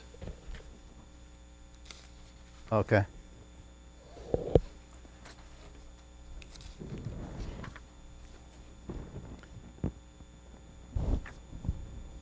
And again, the Lincoln Street, School Street, those are being referred to as minor roadways because we're saying that, you know, it's life basically for those minor roadways if they access major highways. And those in reality are not really minor, I would say. Lincoln Street is also a link between Pleasant Street, 139, Right. and then that brings you down to Washington Street. And a lot of people use that because you don't go to the center anymore. Sure. And So use the that the as- classifications are based on Mass DOT Sure. predefined. I'm not saying it's minor and irrelevant. That's just classification that you get from Mass DOT has all the roads classified, and those come up as a minor local, but it's an unfortunate term. Okay. Also, the town did adopt recently a complete street manual and guidelines. All right. Have we looked into those to make sure that we are in compliance? No, we will make sure we're in compliance with the local complete streets. That would be great. And then last but not least is the Lincoln Street, Washington Street intersection. In 2009, there was a kid killed there. So safety definitely is a measure for us, and we cannot afford Okay. to have. And the school does provide a guard to cross that particular intersection as well. And you provided a conclusion, which basically you said that there is, in addition, 1 minute, 1 vehicle per minute, and that's is a negligible increase in the roadways, which is, as you can tell, we disagree with that. So my recommendation will be, is that you hire a peer reviewer for your study, and do basically the peer reviewer will review all these items that we talked about. Sure. Would you like us to address everything that you brought up tonight, or just? You want to address them? Sure. I didn't intend Yeah, to. I mean, if I don't think we need another peer review it. I mean, I'm not saying we shouldn't, but I think you can do a pretty good job. So we have a long list here that we need to respond to. Yeah, no, I did not intend for my questions and comments to be a peer review, actually. Okay. Again, you're not the first one. Sure. I've done that before. It's not personal taking thing, offense, right? it's fine. So yeah, and to work with the town engineer, with the peer reviewer.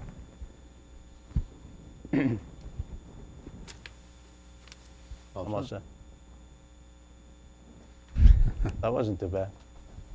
Oh, she's been writing all this. No, I've been writing his notes down in case we need to, Steve and I need to write this up.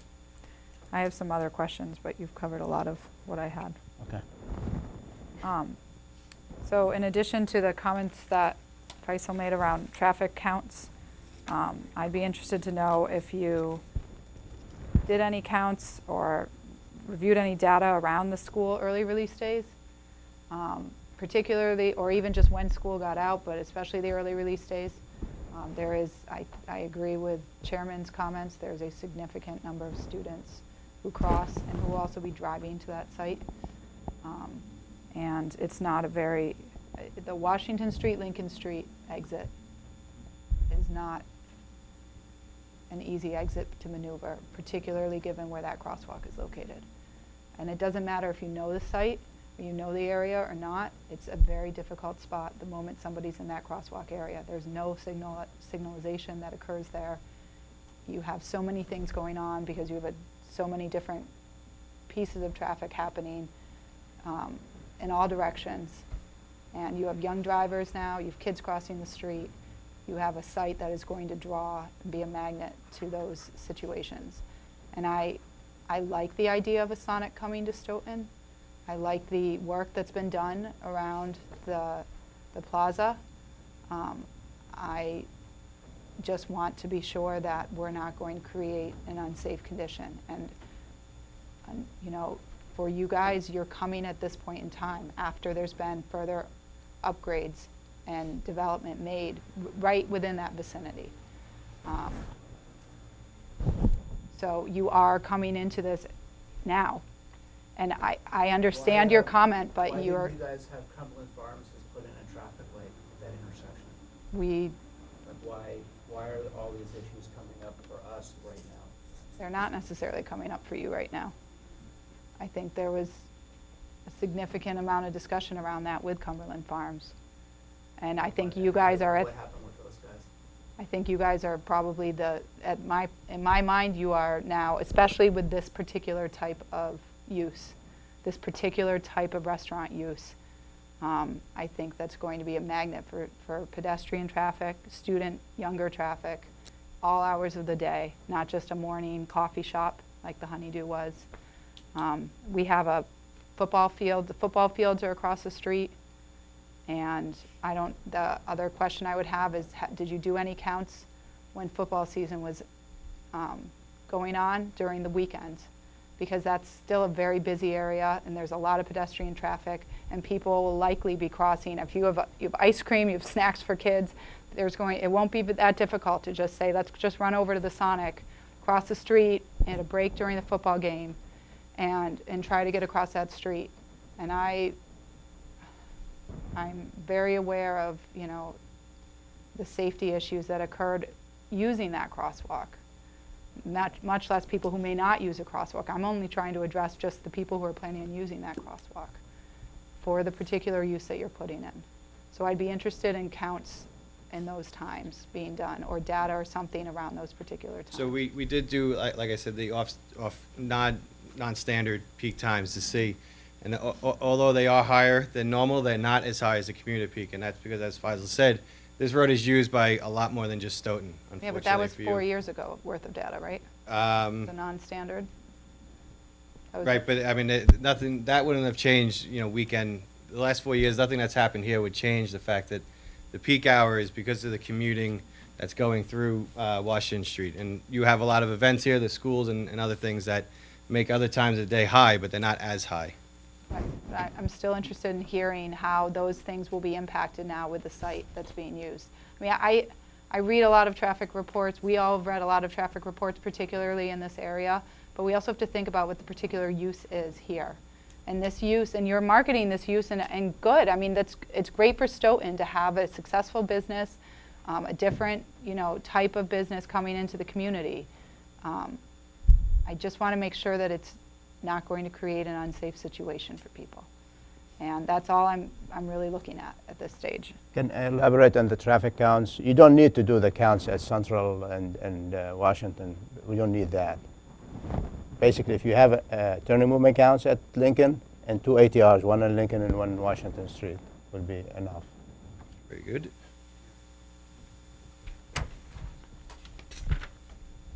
Well, 3 years ago? 4 years ago? Well, First question.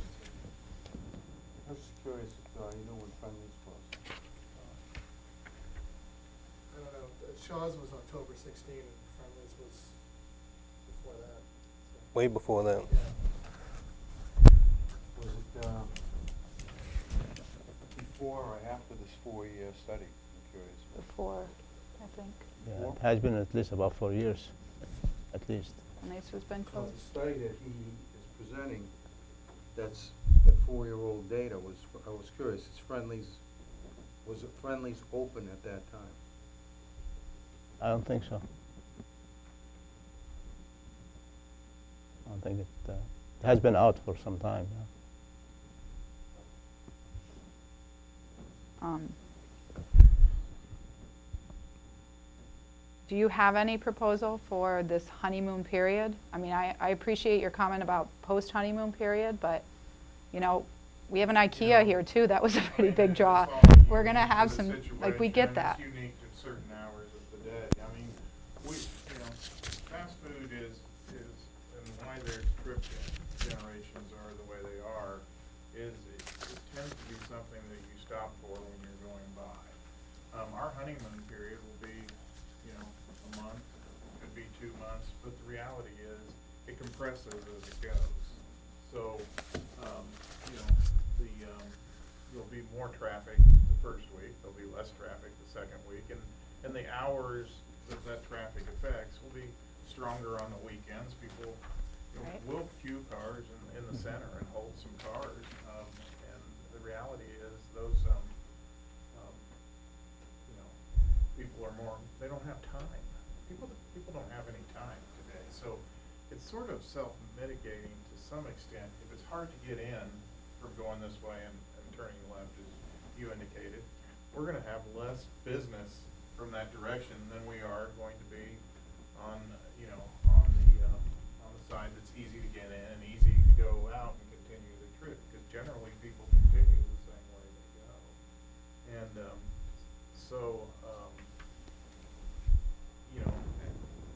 we do a great job. The honeymoon's going to last a little bit longer than if we don't do a great job. So it's sort of self-leveling to a certain extent, because there is a lot of business, there is a lot of energy, a lot of excitement, et cetera, et cetera. But it's not going to be. It's not like people are going to drive in to attack the rush hour. They're going to come in the evening to have ice cream, and then businesses that are on inbound streets do better breakfast than businesses that the majority of the traffic's, you go with the side of your road on. People don't like to cross back in high traffic situations.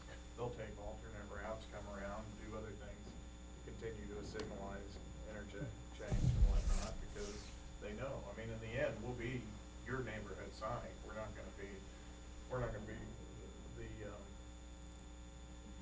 Taunton Sonic. We're not going to be so as it adjusts, and we will, people that are on the road that are commuting through Stoughton will they'll stop. But generally speaking, they'll stop with the flow more than they will stop going in and then back out against the flow because of the challenges of a high traffic street. And the other thing, Marguerite, to remember is that, these two properties have had two different owners that didn't get along, and they've always operated as two different islands. And once we pull up all the bollards and integrate the two properties to operate as one. It's gonna create all kinds of different options for people to go out in the back in different ways.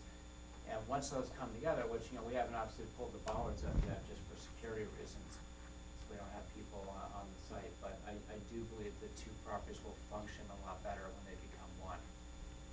My primary concern is the Lincoln Street, Washington Street intersection.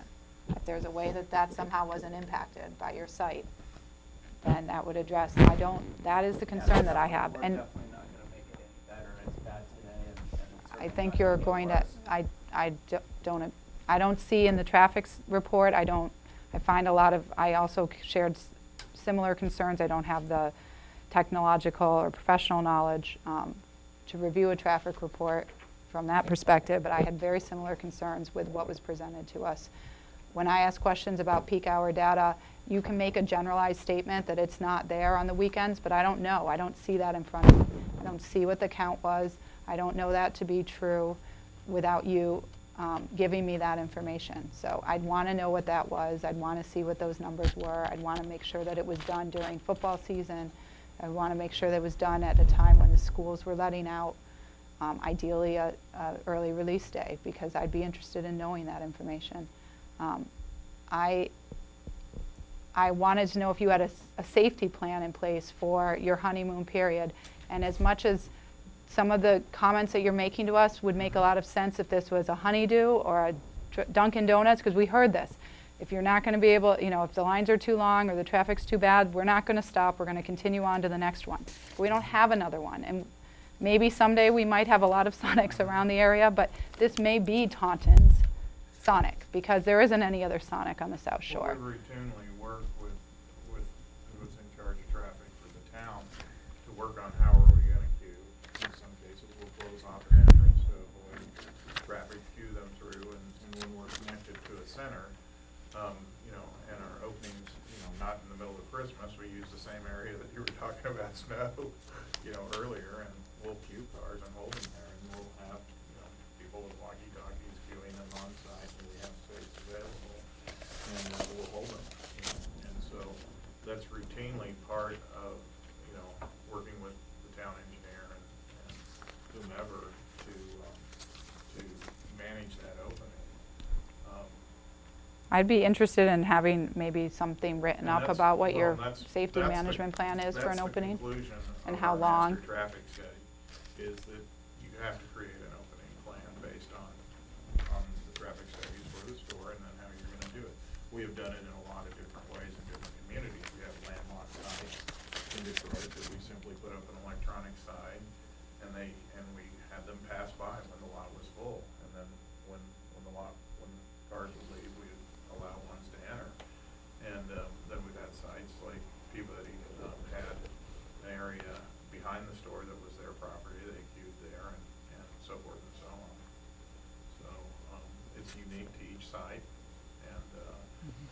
and you know, it's something that we have to manage. It's just a necessity of the opening, and that will diminish in time, you know, to less and less hours that it's necessary. We're not a big breakfast driver.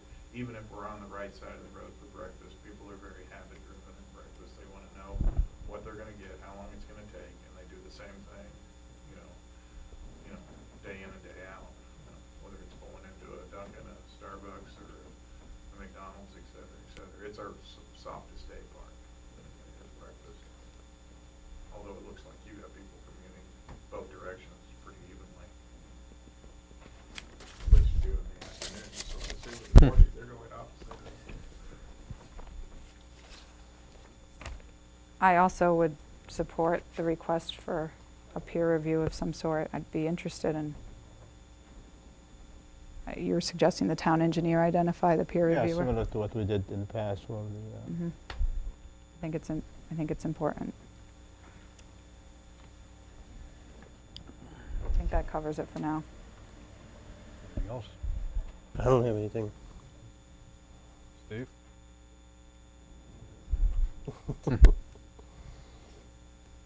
Okay, what's the board want to do? I think we're going to have to continue it. Absolutely. To when? When's the variance due?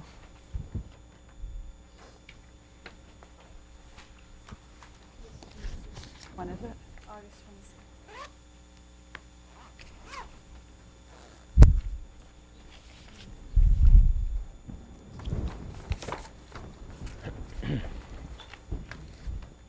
July. Yeah, that's the next meeting. Yeah. What are we doing in August?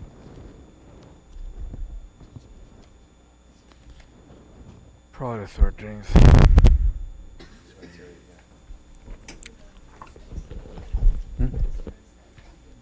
The First 6th or will be the the 6th. 6th or the 20th.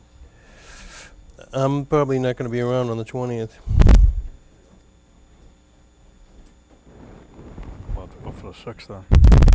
You gonna be around the 6th? Hold on, I've just got to double check. Yeah.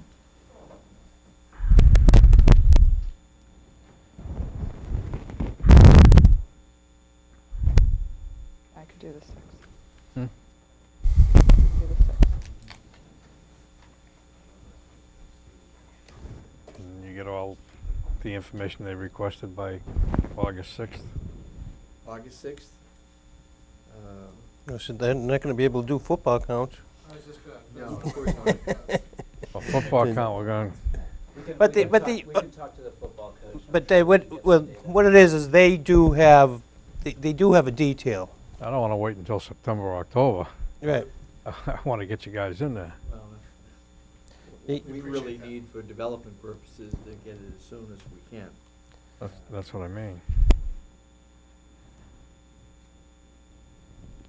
So, you feel you can have all that for us by, I'll give you a week. By July 23rd or the 30th? Obviously, other than the football issue, yes, that's not a problem. Yeah, the issue. 23rd. Huh? The 30th is too short a turnaround time. Mary's got to get it to us. Oh, yeah. But this, By the 23rd, July 23rd? It's not a problem. Okay. yeah.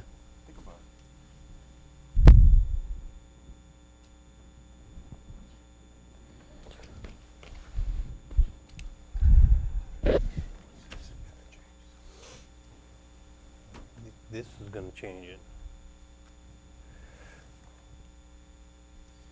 Okay, I'll entertain a motion. Make a motion, we continue case numbers 4157, in 4158 till August 6th at 7:30. 7:30. If I can get a point of clarification, we're gonna provide you some additional data. And what are we prepared to do on that day? Discuss the data, or did you indicate that there was incumbent on system peer review? What, if there are two different paths? And I believe what our expert has indicated is that the talent that you seem to have knowledgeable, if we provide this information to you, can we move the issue that night, rather than extend it out another period of time for an additional review, which is...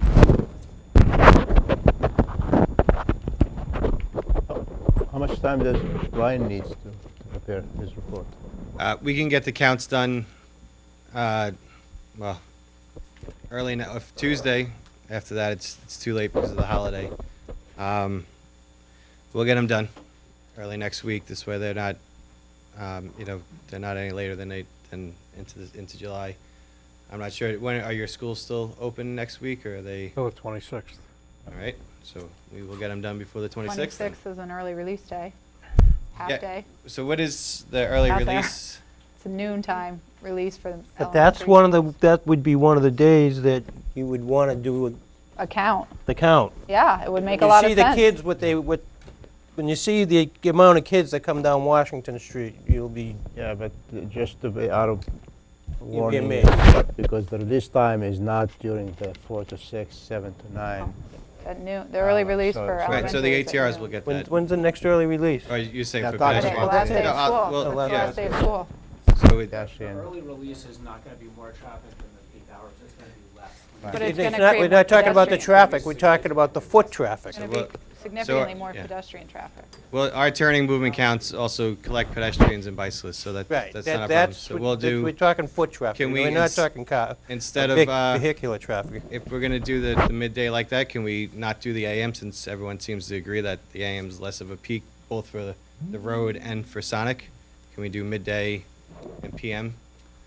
Yeah, Since those seem to be the critical. We got enough, Then it's- we got enough AMs. that- I don't think it's gonna affect morning traffic. Like you say, people going north on 138 will go in and go out. There's typically a lot less You know, pedestrians in the morning. That's not gonna add traffic. So you can do It's 2 to 6. the afternoon and evenings and. No, On we'll that do. day, it's a noon early release. Well, So do 2 peaks, then Yeah, we'll 11 do 12 to 1. to 2. Yeah, 11 to 1 and 11 to then 1? 4 to 6. Sure. What's that? Oh, yeah. 11 to 1 and 4 to 6. May want to 11 to 2. I mean, it's 11 to 2, go ahead. 11 to 2, Yeah. 4 to 6, and of course the ATR will be out. The ATR doesn't ATR get should be 48 hours pedestrians, at but- least, right? Yeah. and a weekend, And right? the week- and Saturday, if you can get that. I don't know if we'll be able to get, that's 2 days from now, and then it's July 4th, so I don't know if we'll be able to get Saturday, but I will see what we can do.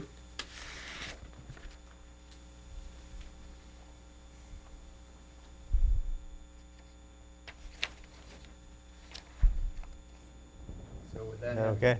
Well, he's gonna do the report, and you're gonna have the peer reviewer, which is the town engineer, can tell you who the peer reviewer is.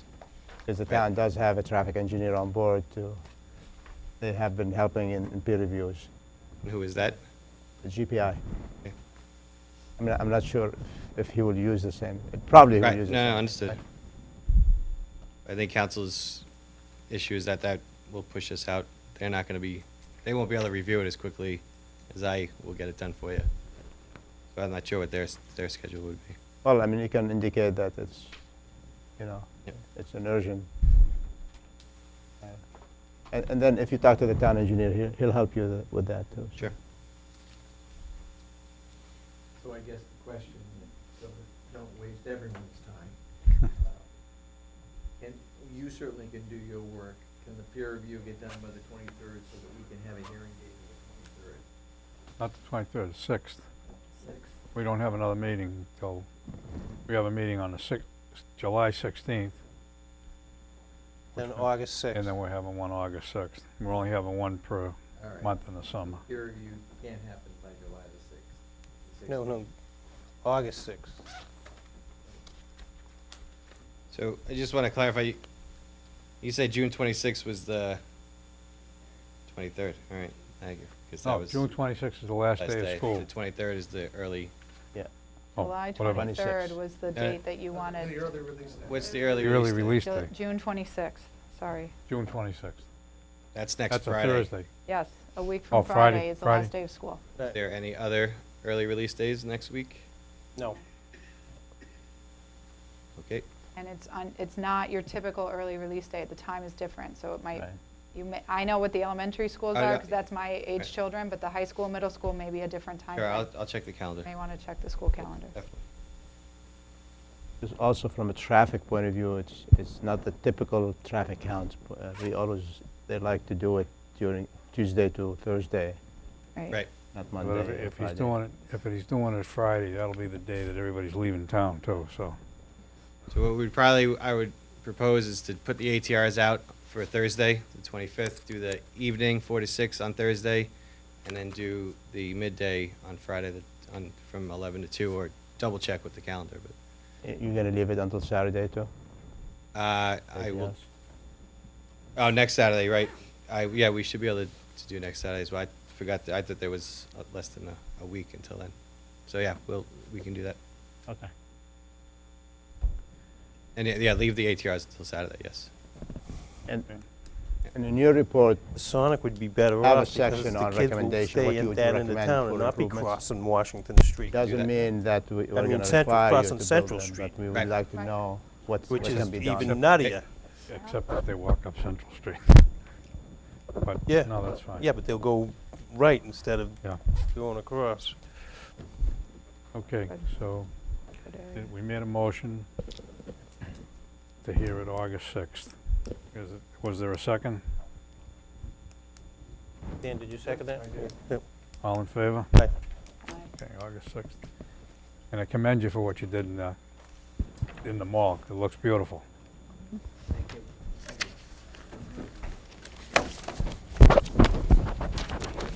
Okay, we have one decision we have to sign. Application. It was an open and shut, so. Wait, I had some edits. All in favor? Aye. Leaving. Hold on. I had edits. Did you update that, Steve, or no? Yeah, the new one has a little R2 in the bottom right corner. All right. I haven't seen the new one. Did that come today? It's in the folder today, so. Okay. Well, I don't know where that went now. I don't know. Do you have it in front of you? Yeah, can I just see? I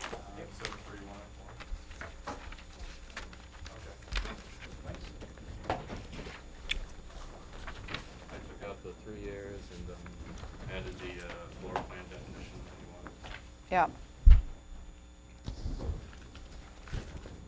Just made a note.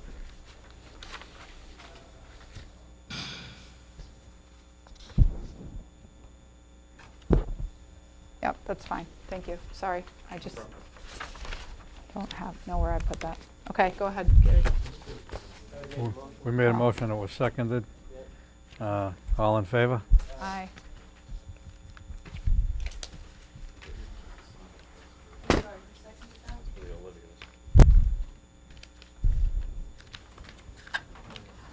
We're not doing minutes tonight.